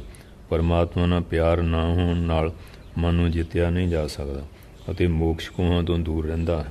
ਵਿਵੇਕੀ ਮਨ ਨਾਲ ਅਵਿਵੇਕੀ ਮਨ ਨੂੰ ਕੱਟ ਦਿਓ। ਜਦ ਤੱਕ ਮਨ ਨਹੀਂ ਮਰਦਾ, ਤਦ ਤੱਕ ਇਹਦੇ ਸਹਾਰੇ ਇੱਕੇ ਹੋਏ ਰਾਗ ਦਵੈਸ਼ ਕਾਮ ਕੋ ਲੋਭ ਮੋਹ ਆਦਿ ਦੋਸ਼ ਦੂਰ ਨਹੀਂ ਹੁੰਦੇ। ਮਨ ਕੋ ਮਾਰ ਕਰੇ ਸਵਾਰੀ। ਇਹ ਮਨ ਸ਼ਬਦ ਆਦਿ 5 ਵਿਸ਼ਿਆਂ ਦੇ ਬਲ ਦੇ ਅੰਦਰ ਬੈਠਾ ਟੱਪ ਰਿਹਾ ਹੈ। ਕਿਉਂ ਜਦੋਂ ਵਿਸ਼ੇ ਖਤਮ ਹੋ ਗਏ, ਮਨ ਦਾ ਨੱਸਣਾ ਭਜਣਾ ਜਿਹੜਾ ਉਹ ਵੀ ਖਤਮ ਹੋ ਜਾਂਦਾ ਹੈ। ਮਨ ਦੇ ਬੁਰੇ ਵਿਚਾਰਾਂ ਨੂੰ ਮਾਰਨਾ ਹੀ ਮਨ ਨੂੰ ਮਾਰਨਾ ਹੈ। ਇਹ ਸਿਰਫ ਵਿਵੇਕ ਨਾਲ ਹੀ ਕੀਤਾ ਜਾ ਸਕਦਾ ਹੈ। ਮੇਰਾ ਮੇਰੀ ਦਾ ਵਿਚਾਰ ਮਨ 'ਚੋਂ ਕੱਢ ਦਿਓ। ਜੋ ਮਨ ਅਨਾਤਮ ਜਗਤ ਭਟਕ ਰਿਹਾ ਹੈ, ਉਸ ਨੂੰ ਵਾਪਸ ਲਿਆ ਕੇ ਪ੍ਰਭੂ ਦੇ ਚਰਨਾਂ 'ਚ ਲਾਓ। ਮਨ ਦੇ ਬੁਰੇ ਸੰਕਲਪਾਂ ਵਿਚਾਰਾਂ ਤੋਂ ਮਨ ਨੂੰ ਮੋੜਨਾ, ਮਨ 'ਤੇ ਅਸਵਾਰੀ ਕਰਨਾ ਹੈ। ਮਨ ਜਿਹੜਾ ਹੈ ਦੁਸ਼ਮਣ ਲਈ ਤਪ ਤਲਵਾਰ ਹੈ। ਬਸ ਦੁਸ਼ਮਣ ਮਾਰਿਆ ਗਿਆ, ਉਸ ਦਾ ਕਿਲਾ ਤੋੜ ਕੇ ਜਿੱਤ ਦੀ ਖੁਸ਼ੀ ਵਿੱਚ ਸ਼ੰਖ ਵਜਾਓ। ਇਹ ਜੀਵ ਆਤਮਾ ਦੇ 2 ਘਰ ਹਨ। 5 ਭੂਤਕ ਸਰੀਰ। ਨੰਬਰ 1, ਇਹ ਘਰ ਮਨ ਨਾਲ ਨਾਤਾ ਜੋੜਨਾ ਇਸ ਨੂੰ ਮਿਲਿਆ ਹੈ। ਇਹ ਘਰ ਭੈ ਦੇਣ ਵਾਲਾ ਹੈ। ਇਸ ਵਿੱਚ ਰਹਿ ਕੇ ਇਹ ਬਹੁਤ ਦੁਖੀ ਹੁੰਦਾ ਹੈ। ਆਮ ਦੁਨੀਆ ਸਰੀਰ ਨਾਲ ਬੱਝੀ ਪਈ ਹੈ ਨਾ। ਦੂਜਾ ਘਰ ਬ੍ਰਹਮ ਹੈ। ਇਹ ਹਮੇਸ਼ਾ ਨਿਡਰ ਹੈ, ਕਿਉਂਕਿ ਡਰ ਤਾਂ ਦਵੈਤ ਵਿੱਚ ਹੈ, ਪਰ ਬ੍ਰਹਮ ਅਦਵੈਤ ਹੈ। ਇਸ ਵਿੱਚ ਸੰਸਾਰ ਮਾਇਆ ਰੂਪੀ ਕਿਲਾ ਟੁੱਟਣ 'ਤੇ ਬ੍ਰਹਮ ਸਰੂਪ ਘਰ ਪ੍ਰਾਪਤ ਕਰ ਲਿਆ। ਭਾਵ ਅਭੈ ਪਦ 'ਤੇ ਪਹੁੰਚ ਗਏ ਅਤੇ ਖੁਸ਼ੀ ਵਿੱਚ ਸ਼ੰਖ ਬਾਜੇ ਵਜਾਏ ਗਏ। ਭੈੜੀ ਆਦਤ ਨੂੰ ਜੜੋਂ ਖਤਮ ਕਰਨ ਦੀ ਵਿਧੀ। ਨੰਬਰ 1, ਬੁਰੀ ਆਦਤ ਨੂੰ ਸਾਰਿਆਂ ਦੇ ਜੜ੍ਹ ਤੋਂ ਖਤਮ ਕਰਨ ਦੇ ਲਈ ਪਹਿਲਾਂ ਸਾਨੂੰ ਉਸਦੇ ਮਾੜੇ ਨਤੀਜੇ ਬਾਰੇ ਚੰਗੀ ਤਰ੍ਹਾਂ ਸਮਝਣਾ ਚਾਹੀਦਾ ਹੈ ਅਤੇ ਯੋਗਤਾ ਦੀ ਲੀਲਾ ਦੀ ਮਦਦ ਨਾਲ ਆਪਣੇ ਨਿਸ਼ਚੇ ਨੂੰ ਦ੍ਰਿੜ ਕਰਨਾ ਚਾਹੀਦਾ ਹੈ ਅਤੇ ਫਿਰ ਦ੍ਰਿੜ ਸੰਕਲਪ ਨਾਲ ਇਸ ਭੈੜੀ ਆਦਤ ਨੂੰ ਤਿਆਗ ਦੇਣਾ ਚਾਹੀਦਾ ਹੈ। ਦੂਜਾ, ਕਿਸੇ ਮਹਾਂਪੁਰਖ ਦੇ ਚਰਨ ਕਮਲ ਵਿੱਚ ਜਾਂ ਪ੍ਰਭੂ ਦੇ ਦਰਬਾਰ ਵਿੱਚ ਮੈਨੂੰ ਇਹ ਵਾਅਦਾ ਕਰਨਾ ਚਾਹੀਦਾ ਹੈ ਕਿ ਮੈਂ ਇਸ ਭੈੜੀ ਆਦਤ ਨੂੰ ਤਿਆਗ ਦੇਵਾਂਗਾ, ਤਾਂ ਜੋ ਮਹਾਂਪੁਰਖਾਂ ਦੀਆਂ ਅਸੀਸਾਂ ਅਤੇ ਪ੍ਰਭੂ ਦੀ ਕਿਰਪਾ ਸਾਡੇ ਨਾਲ ਜੁੜੇ ਅਤੇ ਸਾਡੀ ਪ੍ਰਤਿਗਿਆ ਅਟਲ ਰਹੇ। ਇਹ ਨਾ ਕਹੋ ਕਿ ਮੈਂ ਹੁਣ ਕੋਈ ਵਾਅਦਾ ਨਹੀਂ ਕਰਦਾ, ਪਰ ਮੈਂ ਇਸ ਨੂੰ ਛੱਡਣ ਦੀ ਪੂਰੀ ਕੋਸ਼ਿਸ਼ ਕਰਾਂਗਾ। ਇਹ ਕਮਜ਼ੋਰ ਇਰਾਦੇ ਦੀ ਨਿਸ਼ਾਨੀ ਹੈ ਅਤੇ ਨਤੀਜਾ ਵੀ ਇੱਕ ਸਿਫਰ ਹੈ। ਇਹ 'ਚੋਂ ਕਹਿੰਦੇ ਕੀ ਲੱਜਣਾ, ਕੋਈ ਭਰੋਸਾ ਹੀ ਹੈ ਨਹੀਂ। ਤੀਜਾ, ਬੁਰੀ ਆਦਤ ਦੇ ਉਲਟ ਸੁਭਾਅ ਨੂੰ ਅਪਣਾਓ। ਉਦਾਹਰਨ ਵਜੋਂ ਝੂਠ ਨੂੰ ਤਿਆਗਣ ਲਈ ਪ੍ਰਤਿਗਿਆ ਕਰਕੇ ਸੱਚ ਬੋਲਣ ਦੀ ਆਦਤ ਬਣਾਓ। ਨਾਵਲ ਪੜ੍ਹਨ ਦੀ ਆਦਤ ਛੱਡ ਕੇ ਸਦ ਗ੍ਰੰਥਾਂ ਦਾ ਅਧਿਐਨ ਕਰਨ ਦੀ ਆਦਤ ਪਾਓ। ਕੁਸੰਗ ਤੋਂ ਛੁਟਕਾਰਾ ਪਾਉਣ ਲਈ ਸਤਸੰਗ ਵਿੱਚ ਭਾਗ ਲਓ। ਵਿਸ਼ਿਆਂ ਦੀ ਤਾਕਤ ਨੂੰ ਕਮਜ਼ੋਰ ਕਰਨ ਲਈ ਆਤਮ ਵਿਚਾਰ, ਸਭ ਕੁਝ ਬ੍ਰਹਮ ਹੀ ਹੈ, ਨੂੰ ਦ੍ਰਿੜ ਕਰੋ। ਗੁੱਸੇ ਦੇ ਖੇਮਾਂ ਨਾਲ, ਜ਼ੁਲਮ ਤੇ ਦਇਆ ਨਾਲ ਕਾਬੂ ਪਾਓ। ਪਰ ਸਭ ਤੋਂ ਪਹਿਲਾਂ ਸਾਨੂੰ ਆਪਣੀ ਬੁਰੀ ਆਦਤ ਨੂੰ ਸਦਾ ਲਈ ਅਲਵਿਦਾ ਕਹਿਣ ਲਈ ਇਸ ਦੇ ਵਿਰੁੱਧ ਬਲਪੂਰਵਕ ਯੋਗਤਾ ਨਾਲ ਕਿਲੇਬੰਦੀ ਕਰ ਲੈਣੀ ਚਾਹੀਦੀ ਹੈ ਅਤੇ ਇਸ ਦੇ ਉਲਟ ਸੁਭਾਅ ਦੀ ਆਦਤ ਪਾਉਣੀ ਚਾਹੀਦੀ ਹੈ ਕਿ ਇਹਨੂੰ ਛੁੱਟੀ ਦਿੱਤੀ ਜਾਏ ਨਾ, ਅਲਵਿਦਾ ਕੀਤੀ ਜਾਏ। ਚੇਦੀ ਪਵਿੱਤਰ ਸ਼ੁੱਧੀ ਦੇ ਚਿੰਨ੍ਹ। ਪਹਿਲਾ, ਮਨ ਵਿੱਚ ਬਰਾਗ ਜਾਂ ਤਿਆਗ ਦਾ ਹੋਣਾ। ਮਨੋਨਾਸ਼ ਦੀ ਨਿਸ਼ਾਨੀ ਹੈ। ਜੋ ਵਸਤੂਆਂ ਤੁਹਾਨੂੰ ਪਹਿਲਾਂ ਸੁੱਖ ਦਿੰਦੀਆਂ ਸੀ, ਹੁਣ ਉਹ ਤੁਹਾਨੂੰ ਦੁਖਦਾਈ ਲੱਗਦੀਆਂ ਹਨ। ਦੂਜਾ, ਹੰਕਾਰ ਦਾ ਤਿਆਗ। ਹੰਕਾਰ ਤਿਆਗਣ ਨਾਲ ਸਰੀਰ ਵਿੱਚ ਅਹੰਤਾ ਅਤੇ ਮਮਤਾ ਨਾ ਰਹਿਣ ਦੇ ਕਾਰਨ ਕਰਤਾਪਨ ਅਤੇ ਭੋਗਤਾਪਨ ਵੀ ਨਹੀਂ ਰਹਿੰਦਾ ਅਤੇ ਸਭ ਪ੍ਰਕਾਰ ਦੇ ਰਾਗ ਅਤੇ ਵਾਸ਼ਨਾਵਾਂ ਦਾ ਜੜ ਤੋਂ ਨਾਸ ਹੋ ਜਾਂਦਾ ਹੈ। ਅਹੰਤਾ ਤਿਆਗ ਦੇਣ ਨਾਲ ਦੇਹ ਅਤੇ ਆਸ, ਆਪਣੇ ਆਪ ਨੂੰ ਸਰੀਰ ਮੰਨਣਾ ਆਪਣੇ ਆਪ ਖਤਮ ਹੋ ਜਾਵੇਗਾ। ਤੀਜਾ, ਧਰਮ ਦਾ ਵਾਧਾ ਹੋਣਾ। ਚਿੱਤ ਸ਼ੁੱਧੀ ਦੀ ਇਹ ਨਿਸ਼ਾਨੀ ਹੈ ਕਿ ਮਨੁੱਖ ਧਰਮ ਦੇ ਲਈ ਆਪਣੀ ਜਾਨ ਤੱਕ ਦੇਣ ਨੂੰ ਤਿਆਰ ਹੋ ਜਾਂਦਾ ਹੈ। ਚੌਥਾ, ਸੰਕਲਪ ਸਿੱਧੀ। ਇਹ ਚਿੱਤ ਸ਼ੁੱਧੀ ਨਾਲ ਪ੍ਰਾਪਤ ਹੋ ਜਾਂਦੀ ਹੈ, ਭਾਵ ਮਨ ਦੇ ਸੰਕਲਪ ਪੂਰੇ ਹੋਣ ਲੱਗਦੇ ਹਨ। ਨੰਬਰ 5, ਗਿਆਨ ਦੀ ਪ੍ਰਾਪਤੀ। ਉਸ ਨੂੰ ਆਪਣੇ ਆਪੇ ਦਾ ਗਿਆਨ ਹੋ ਜਾਂਦਾ ਹੈ। ਚਿੱਤ ਸ਼ੁੱਧੀ ਦਾ ਲਾਭ ਜਾਂ ਫਲ। ਚਿੱਤ ਸ਼ੁੱਧੀ ਨਾਲ ਬਿਰਤੀ ਨਿਰੋਧ, ਉਹਨੂੰ ਉਲਟਾ ਕੇ ਬੁਰੇ ਪਾਸਿਓਂ ਨਿਰੋਧ ਰੂਪ ਯੋਗ ਆਪਣੇ ਆਪ ਸਿੱਧ ਹੋ ਜਾਂਦਾ ਹੈ। ਯੋਗ ਦੇ ਸਿੱਧ ਹੋ ਜਾਣ 'ਤੇ ਵਿਕਲਪ ਰਹਿਤ ਬੋਧ ਆਪਣੇ ਆਪ ਪ੍ਰਗਟ ਹੁੰਦਾ ਹੈ, ਕਿਉਂਕਿ ਯੋਗ ਦਾ ਦੱਸਿਆ ਨਾ, ਯੋਗਾ ਚਿੱਤ ਬਿਰਤੀ ਨਿਰੋਧਾ। ਯੋਗ ਕੀ ਹੈ? ਜਿਹੜਾ ਚਿੱਤ ਬਿਰਤੀਆਂ ਨੂੰ ਮਾੜੇ ਪਾਸੋਂ ਉਲਟਾ ਕੇ ਪਰਮਾਤਮਾ 'ਚ ਜੋੜਨਾ, ਇਹ ਯੋਗ ਹੈ। ਅਤੇ ਵਿਕਲਪ ਰਹਿਤ ਬੋਧ ਆਪਣੇ ਆਪ ਪ੍ਰਗਟ ਹੁੰਦਾ ਹੈ। ਚਿੱਤ ਸ਼ੁੱਧੀ ਨੇ ਨਿਰਵਿਕਲਪ ਸਥਿਤੀ ਅਤੇ ਸੰਦੇਹ ਰਹਿਤ ਬੋਧ ਹੁੰਦਾ ਹੈ। ਉਸ ਸਮੇਂ ਸਾਧਕ ਦੇ ਜੀਵਨ ਸਾਰੇ ਕਿਸਮ ਦੇ ਦੁੱਖ ਨਾਸ ਹੋ ਜਾਂਦੇ ਹਨ ਅਤੇ ਉਸ ਨੂੰ ਪਰਮ ਸ਼ਾਂਤੀ ਮਿਲਦੀ ਹੈ। ਅਜਿਹੀ ਅਵਸਥਾ ਵਿੱਚ ਰੱਬ ਦਾ ਪਿਆਰ ਜਾਗਦਾ ਹੈ ਅਤੇ ਦਿਲ ਵਿੱਚ ਪਿਆਰ ਦੀ ਗੰਗਾ ਵਹਿਣ ਲੱਗਦੀ ਹੈ, ਜਿਸ ਦਾ ਕਦੇ ਅੰਤ ਨਹੀਂ ਹੁੰਦਾ ਅਤੇ ਨਿਤ ਨਵਾਂ ਪ੍ਰੇਮ ਬਣਿਆ ਰਹਿੰਦਾ ਹੈ। ਆਤਮ ਗਿਆਨ ਤੋਂ ਬਿਨਾਂ ਦੁੱਖਾਂ ਨੂੰ ਨਸ਼ਟ ਕਰਨ ਦਾ ਹੋਰ ਕੋਈ ਉਪਾਅ ਨਹੀਂ ਹੈ, ਪਰ ਅੰਤਰਕਰਨ ਦੀ ਸ਼ੁੱਧਤਾ ਤੋਂ ਬਿਨਾਂ ਗਿਆਨ ਨਹੀਂ ਹੋ ਸਕਦਾ। ਚਲਾਇਮਾਨ ਪਾਣੀ ਵਿੱਚ ਜਿਵੇਂ ਤੈਰਨ ਦਾ ਅਭਿਆਸ ਸਹੀ ਨਹੀਂ ਹੁੰਦਾ, ਠੀਕ ਉਸੇ ਤਰ੍ਹਾਂ ਚੰਚਲ ਮਨ ਵਿੱਚ ਯਥਾਰਥ ਦਾ ਬੋਧ ਨਹੀਂ ਹੁੰਦਾ। ਹੁਣ ਦਰਿਆ ਚੱਲਦਾ ਹੋਵੇ ਤਾਂ ਉੱਥੇ ਤਰਨ ਦਾ ਅਭਿਆਸ ਕਿਵੇਂ ਕਰੂਗਾ? ਇਸ ਤਰ੍ਹਾਂ ਚੰਚਲ ਮਨ ਜਿਹੜਾ ਹੈ ਨਾ, ਉੱਥੇ ਵੀ ਹਾਂਜੀ ਇਸੇ ਤਰ੍ਹਾਂ ਹੀ ਹਾਂਜੀ ਸਹੀ ਗਿਆਨ ਨਹੀਂ ਹੁੰਦਾ। ਪਰ ਜੇ ਅਸੀਂ ਮਨ ਨੂੰ ਬੇਸ਼ਿਆਂ ਤੋਂ ਹਟਾ ਕੇ ਅੰਤਰਮੁਖੀ ਕਰ ਲਈਏ ਤਾਂ ਸਾਨੂੰ ਆਪਣੇ ਅੰਦਰ ਦੇ ਖਜ਼ਾਨੇ ਦਾ ਪਤਾ ਲੱਗ ਸਕਦਾ ਹੈ। ਚਿੱਤ ਸ਼ੁੱਧੀ ਦਾ ਸਭ ਤੋਂ ਵੱਡਾ ਲਾਭ ਗਿਆਨ ਦੀ ਪ੍ਰਾਪਤੀ ਅਤੇ ਅਨਾਤਮ ਸੰਸਾਰ ਦਾ ਨਾਸ ਹੈ। ਸੰਸਾਰ ਅਨਾਤਮ ਝੂਠਾ ਹੈ। ਇਹ ਜਗਤ ਦਾ ਇੱਕੋ ਇੱਕ ਕਾਰਨ ਅਗਿਆਨਤਾ ਹੈ। ਇਹ ਅਗਿਆਨਤਾ ਦੂਰ ਹੋਣ 'ਤੇ ਜਗਤ ਠਹਿਰ ਹੀ ਕਿਵੇਂ ਸਕਦਾ ਹੈ। ਮਨ ਜੀਤੇ ਜਗ ਜੀਤ। ਲਾਲ ਮਨ ਕੇ ਮਤ ਜਾਈਏ ਮਨ ਕੀ ਉਲਟੀ। ਕਹਿੰਦੇ ਇਹ ਪਿਆਰਿਓ, ਮਨ ਦੇ ਮਗਰ ਨਾ ਜਾਓ, ਦੀ ਤਾਂ ਉਲਟੀ ਰੀਤੀ ਦੇ ਮਗਰ ਲੱਗੇ। ਇਹ ਤਾਂ ਦਿਹਾੜੀ 'ਚ ਕਈ ਕੁਛ ਕਰਾਉਂਦਾ, ਟਿਕਣ ਨਹੀਂ ਨਾ ਦਿੰਦਾ। ਮਨ ਹੀ ਮੁਕਤ ਦੁਆਰ ਹੈ, ਮਨ ਹੀ ਨਰਕ ਲੈ ਜਾ। ਜੇ ਮਨ ਸਹੀ ਪਾਸੇ ਤੁਰ ਪਿਆ ਮੁਕਤੀ ਦਾ ਦੁਆਰਾ, ਪੁੱਠੇ ਪਾਸੇ ਤੁਰ ਪਿਆ ਨਰਕ ਲੈ ਜਾਂਦਾ। ਪਗੜ ਕੇ ਇਸ਼ਕਾ ਝਾੜੂ ਸਫਾ ਕਰ ਦਿਲ ਦੇ ਹੁਜਰੂ। ਕਹਿੰਦੇ ਪਿਆਰ ਦਾ ਝਾੜੂ ਫੜ ਕੇ ਦਿਲ ਦਾ ਜਿਹੜਾ ਹੁਜਰਾ ਹਾਂਜੀ ਮਕਾਨ ਸਾਫ਼ ਕਰ ਦੇ। ਦੂਈ ਦੀ ਧੂੜ ਕੋ ਮਸੱਲਾ ਸੇ ਉਡਾਤਾ। ਦੂਈ ਦੀ ਜਿਹੜੀ ਧੂੜ ਆ ਨਾ, ਜਿਵੇਂ ਮਸੱਲਾ ਸਾਫ਼ ਹੁੰਦੀ ਝਾੜੀ ਦਾ ਝਾੜ ਦੇ। ਮਸੱਲਾ ਫੜ ਤਸ਼ਵੀ ਤੋੜ ਕਿਤਾਬਾਂ ਡਾਲ ਪਾਣੀ। ਮਸੱਲੇ ਨੂੰ ਪਾੜ ਦੇ, ਮਾਲਾ ਤੋੜ ਦੇ। ਆ ਜਿਹੜੀਆਂ ਕਿਤਾਬਾਂ ਪੁੱਠੇ ਪਾਸੇ ਲੈ ਜਾਣ, ਇਹਨਾਂ ਨੂੰ ਵੀ ਪਾਣੀ ਸੁੱਟ ਦੇ। ਬ੍ਰਹਮ ਵਿਦਿਆ ਦਾ ਆਸਰਾ ਲੈ। ਪਗੜ ਦਸ ਮਸਤੋਂਗਾ ਨਿਜਾ ਨਾ ਤੂੰ ਪਾਤਾ। ਜਿਹੜੇ ਮਸਤ ਫਕੀਰ ਟੁੱਟੇ ਹੋਏ ਮੋਹ ਮਮਤਾ ਤੋਂ ਉਹਨਾਂ ਦਾ ਹੱਥ ਫੜ ਕੇ ਗਿਆਨ ਨੂੰ ਪਾਲਾ। ਖਾਦਮ ਸਭ ਇੰਦਰੀਆਂ ਕੇ ਵੈ ਆਪਣਾ ਬਣਾਸ। ਅਸਰੀ ਤਾਂ ਉਹ ਆ ਜਿਹੜਾ ਇੰਦਰੀਆਂ ਦਾ ਮਾਲਕ ਉਹਨੂੰ ਆਪਣਾ ਬਣਾ ਲੈ। ਜੇ ਮਨ ਨੇ ਆਪਣੇ ਰੋਕਰ ਕਾਬੂ ਮੈਂ ਲਾਸ, ਜਿਹੜਾ ਮਨ ਨੂੰ ਰੋਕੇ ਆਪਣੇ ਆਤਮਾ ਚਲਾ ਲੈ। ਜੋ ਟੇਢੀ ਚਾਲ ਛੋੜ ਸਿੱਧਾ ਚੱਲਣ, ਟੇਢੀ ਚਾਲ ਛੱਡ ਸਿੱਧਾ ਤੁਰੇ। ਤਕਲੀਫ ਕੇ ਬਗੈਰ ਵੈ ਮੰਜ਼ਿਲ ਪਾਰ, ਫਿਰ ਕੋਈ ਤਕਲੀਫ ਨਹੀਂ, ਮੰਜ਼ਿਲ ਪਾਰ ਕਰ ਲੈਂਦਾ। ਮਨ ਕਿਵੇਂ ਚਾਲੇ ਮਨ ਕੇ ਮਤੇ ਨੇ, ਮਨ ਦੇ ਮਗਰ ਨਾ ਚਲੋ। ਮਨ ਦੀਆਂ ਅਨੇਕਾਂ ਮਤਾਂ ਕਦੀ ਉੱਧਰ ਲੈ ਜਾਂਦਾ ਕਦੀ ਉੱਧਰ, ਟਕਾ ਥੋੜ੍ਹੀ ਭਟਕਾਈ ਜਾਂਦਾ ਦਿਨ ਰਾਤ। ਜੋ ਮਨ ਪਰ ਸਵਾਰ ਹੈ ਸੋ ਸਾਧੂ ਕੋਈ। ਜਿਨ ਮਨ ਦੀ ਸਵਾਰੀ ਕਰ ਲਈ ਨਾ, ਘੋੜੇ ਦੇ ਸਵਾਰ ਤਾਂ ਘੋੜੇ ਦੀ ਵੀ ਹਰੇਕ ਨਹੀਂ ਕਰਦਾ, ਪਰ ਚਲੋ ਕਰ ਲਓ। ਮਨ ਦੀ ਸਵਾਰੀ ਕਰਨ ਵਾਲੇ ਬਿਰਲੇ ਬਿਰਲੇ, ਉਹ ਸਾਧੂ ਕੋਈ ਹੈ। ਦਰਿਆ ਆਤਮਾ ਮਲ ਭਰਾ ਕੈਸੇ ਨੇ, ਇਹ ਜਿਹੜਾ ਦਰਿਆ ਆ ਆਤਮਾ ਦਾ, ਮੈਲ ਨਾ ਭਰਿਆ ਨਿਰਮਲ ਹੋਵੇ। ਸਾਬਣ ਲਾਵੇ ਪ੍ਰੇਮ ਕਾ ਰਾਮ ਨਾਮ ਜਲ ਤੋਂ, ਪ੍ਰੇਮ ਦਾ ਸਾਬਣ ਲਾਵੇ ਰਾਮ ਨਾਮ ਦਾ ਜਲ ਹੋਵੇ। ਮਨ ਮਾਰਨ ਕੀ ਔਸ਼ ਦੀ ਸਤਿਗੁਰ ਦੀਨ ਹੁੰਦਾ, ਮਨ ਨੂੰ ਮਾਰਨ ਦੀ ਦਵਾਈ ਕਹਿੰਦੇ ਸਤਿਗੁਰੂ ਬਤਾਉਂਦੇ। ਕਹਾਂ ਨਾ ਇਸ ਕਾ ਮਨੀਏ ਜਹੀ ਪਰਮ, ਮਨ ਦਾ ਕਹਿਣਾ ਨਾ ਮਨੋ ਇਹ ਉਪਾਅ। ਮਨ ਕੋਈ ਕਿਸੇ ਪਾਸੇ ਤੋਰੀ ਛੱਡਦਾ, ਭਟਕਾਈ ਜਾਂਦਾ, ਇੱਧਰ ਹੋਵੇ ਉਹ ਗਾਂ ਤੇ ਗਾਂ ਭਟਕੀ ਜਾਂਦਾ। ਨਿਸ ਦਿਨ ਪਾਪੋਂ ਮੈਂ ਬਚੇ ਪਕੜ ਪਕੜ, ਹਮੇਸ਼ਾ ਪਾਪਾਂ ਤੋਂ ਵਜੋਂ ਮਹਾਰਾਜ ਦੀ ਓਟ ਲੈ ਕੇ। ਧਿਆਨ ਸਿੰਧੂ ਮੁਕਤਾ ਕਨੇ ਜੋ ਖੋਜ, ਕਹਿੰਦੇ ਜਿਹੜਾ ਜਿਵੇਂ ਹੁਣ ਸਮੁੰਦਰ ਅਨੇਕ ਮੁਕਤੀ ਹੈ, ਜਿਹੜਾ ਧਿਆਨ ਕਰਦਾ ਆਪਣੇ ਅੰਦਰੋਂ ਖੋਜ ਕੇ ਬਹੁਤ ਕੁਝ ਪਾ ਲੈਂਦਾ। ਚੰਚਲਤਾ ਮਨ ਕੀ ਮਿਟੇ ਸਹਿਜੇ ਜਾਂਦੀ, ਮਨ ਦੀ ਚੰਚਲਤਾ ਮਿਟ ਜਾਏ ਸ਼ਾਂਤੀ। ਲੋਕ ਲੱਜਦੇ ਫਿਰਦੇ ਕੋਈ ਮਾਇਆ 'ਚ, ਕੋਈ ਪਦਾਰਥਾਂ 'ਚ, ਕੋਈ ਪਰਿਵਾਰ ਵਿੱਚ, ਪਰ ਸ਼ਾਂਤੀ ਹੈਗੀ ਹੈ ਉਹਦੇ ਸਿਮਰਨ ਵਿੱਚ।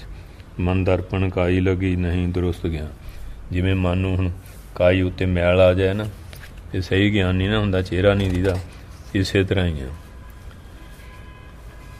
ਜੈਸੇ ਕਨ ਕੀ ਓਟ ਵਿੱਚ ਛੁਪਾ ਰਹਿਤਾ ਹੈ ਪਾਨ, ਜਿਵੇਂ ਬੱਦਲ ਆ ਜਾਣ ਤਾਂ ਸੂਰਜ ਛੁਪਿਆ ਨਾ, ਇਸ ਤਰ੍ਹਾਂ ਆਤਮਾ ਛੁਪੀ ਰਹੇ। ਆਜ਼ਾਦ ਜਾਨ ਜਗ ਮੈਂ ਹਾਂਜੀ ਹਮਨ ਕੋ ਦੁਨੀਆ ਸੇ ਜਾਰੀ ਕਿਆ, ਕਹਿੰਦੇ ਸੰਸਾਰ ਤੋਂ ਆਜ਼ਾਦ ਰੱਖਣਾ। ਕਹਿੰਦੇ ਦੁਨੀਆ ਨਾਲ ਮਿੱਤਰਤਾ ਪਾ ਕੇ ਕੀ ਮਿਲਣਾ। ਪਿਆ ਸੇ ਜਿਨ ਲੱਗੀ ਹਮਨ ਕੇ ਬਕਾਰੀ, ਕਹਿੰਦੇ ਹੁਣ ਉਹਨਾਂ ਪ੍ਰੀਤੀ ਲੱਗ ਗਈ ਹੈ ਅਤੇ ਲੋਕਾਂ ਨਾਲ ਪ੍ਰੇਮ ਪਾ ਕੇ ਮਨ 'ਚ ਬਕਾਰੀ ਦੋਸ਼ ਹੀ ਪੈਦਾ ਹੁੰਦੇ ਆ। ਕਹਿੰਦੇ ਇਹ ਮਨੁੱਖ ਕਰ ਵਿਦਿਆਸ ਨੂੰ ਆਸ਼ਾ ਜਗ ਛੋੜ ਦੇ, ਇਹ ਪੁਰਸ਼ ਬਾਣੀ ਨਾਮ ਦਾ ਅਭਿਆਸ ਕਰ, ਇੱਛਾ ਛੱਡ ਦੇ। ਸੰਸਾਰ ਸੇ ਮਨ ਮੋੜ ਕਰ ਸੁਖ ਧਾਮ ਛੇ ਮੈਂ ਜੋੜ, ਕਹਿੰਦੇ ਸੰਸਾਰ ਦੇ ਵੱਲੋਂ ਮਨ ਨੂੰ ਮੋੜ ਲਾ, ਸੁਖਾਂ ਦਾ ਘਰ ਪਰਮੇਸ਼ਰ ਜਿਹੜਾ ਕਲਿਆਣ ਰੂਪ ਉਹਨਾਂ ਮਨ ਜੋੜ ਦੇ। ਅਲਪਮ ਨਾ ਨੂੰ ਪੁੰਨ ਥਾਏ, ਆਪਣੇ ਮਨ ਦਾ ਜਿਹੜੀ ਨਫਸ ਹਉਮੈ ਆ ਨਾ, ਭੁੰਨ ਕੇ ਖਾਲਾ ਖਤਮ ਕਰ ਦੇ। ਹੋਰ ਛੱਡ ਦੇ ਮਸਤ ਕਰਾ ਦੇ, ਹੋਰ ਜਿਹੜੀਆਂ ਮਾਂ ਸ਼ਰਾਬਾਂ ਖਾਣਾ ਇਹ ਛੱਡ ਦੇ। ਖਾਣਾ ਤਾਂ ਮਨ ਦੀਆਂ ਹਉਮੈ ਬਿਰਤੀਆਂ, ਇਹਨਾਂ ਨੂੰ ਭੁੰਨ ਕੇ ਖਾ ਲਾ। ਚੜ੍ਹ ਜਾ ਆਪਣੇ ਮਨ 'ਤੇ ਪਾ ਲਈ ਕਾਠੀ, ਚੜ੍ਹ ਕੇ ਮਨ 'ਤੇ ਕਾਠੀ ਪਾ ਲਾ। ਕੰਨ ਨੂੰ ਟੋਲਦਾ ਫਿਰੇ ਸੋ, ਕਹਿੰਦੇ ਹੋਰ ਸਵਾਰੀਆਂ ਕੀ ਲਾਈ ਤਾਂ ਹੀ ਮਿੱਤਰਾ ਸਦਾ ਸੂਈ, ਫਿਰ ਸਦਾ ਸੂਈ ਵਸੇ। ਮਨੇ ਛੱਡ ਕਾਮਨਾ, ਮਨ ਦੀਆਂ ਕਾਮਨਾ ਛੱਡ। ਜੋਗ ਬਿਨਾਂ ਨਹੀਂ ਕਦੀ ਮਨ ਸੁਧਰੇ, ਜੋੜਨ ਬਿਨਾਂ ਮਨ ਨਹੀਂ ਸੁਧਰਨਾ। ਐਵੇਂ ਮਾਰਦੇ ਫਿਰੇ ਉਡਾਰੀਆਂ, ਐਵੇਂ ਉਡਾਰੀਆਂ ਮਾਰਦਾ ਫਿਰ। ਸਾਗਰ ਹੈ ਘਟ ਤੇਰਾ, ਅੱਖਾਂ ਕੰਨ ਮੂੰਹ ਬੰਦ ਕਰ, ਕਹਿੰਦੇ ਅੱਖਾਂ ਮੂੰਹ ਬਾਸ਼ਨ ਬੰਦ ਕਰਕੇ ਅੰਦਰ ਜਿਹੜਾ ਤੇਰੇ ਹਿਰਦੇ ਸਾਗਰ ਆ ਨਾ ਗਿਆਨ ਦਾ, ਮਾਰੂ ਤੇ ਉਗਾ ਕਰ ਤਲਾਸ਼ ਮੋਤੀਆਂ।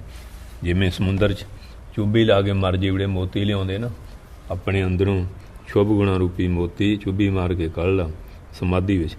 ਕਦਰ ਕੀਤਾ ਨਾ ਸਵਾਸਾਂ ਹੀਰਿਆਂ ਦਾ, ਇਹ ਜਿਹੜੇ ਸਵਾਸ ਹੀਰਿਆਂ ਇਹਦੀ ਕਦਰ ਨਹੀਂ ਕੀਤੀ। ਖਾਕ ਵਿੱਚ ਤੈਂ ਸਾਰੇ ਖਿਲਾ, ਖਾਰ ਮਿੱਟੀ 'ਚ ਖਿਲਾਤੇ ਸਾਰੇ।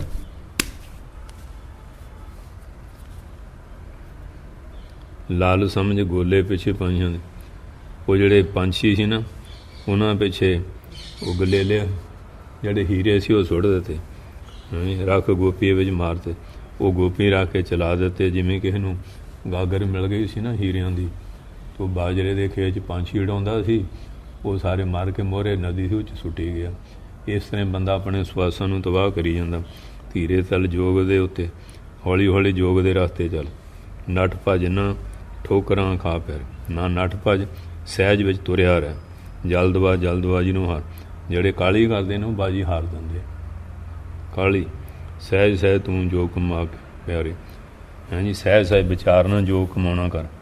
ਪੰਥ ਇੱਕ ਦੂਜੇ ਨਾਲ ਪੈ ਲੜਦੇ, ਅੱਜ ਕੱਲ੍ਹ ਪੰਥਿਆਂ ਨੂੰ ਇੱਕ ਨਾਲ ਲੜੀ ਜਾਂਦਾ, ਦੂਏ ਨਾਲ ਅਸੀਂ ਚੰਗੇ ਹਾਂਜੀ, ਜਿਵੇਂ ਉਹ ਘੁਮਾਰੀ ਆਪਣਾ ਭਾਂਡਾ ਸੁਣਾਉਂਦੀ ਸੀ, ਇਸ ਤਰ੍ਹਾਂ ਸਾਰੇ ਆਪੋ ਆਪਣਾ ਕਰੀ ਜਾਂਦੇ। ਉਹ ਰੰਡੀਆਂ ਦੇ ਪੰਥ ਨੂੰ ਕੋਈ ਵਿਧਵਾ ਸੀ ਨਾ, ਭੰਡਾਰਾ ਕਰਨ ਉਹ ਸੰਨਿਆਸੀਆਂ ਨੂੰ ਜਲ ਮਹਾਰਾਜ ਅਸਲੀ ਇਹੀ ਹੈ, ਜੋਗੀਆਂ ਅਸਲੀ ਇਹੀ, ਨਾਥਾਂ ਕੋ ਅਸਲੀ ਇਹੀ।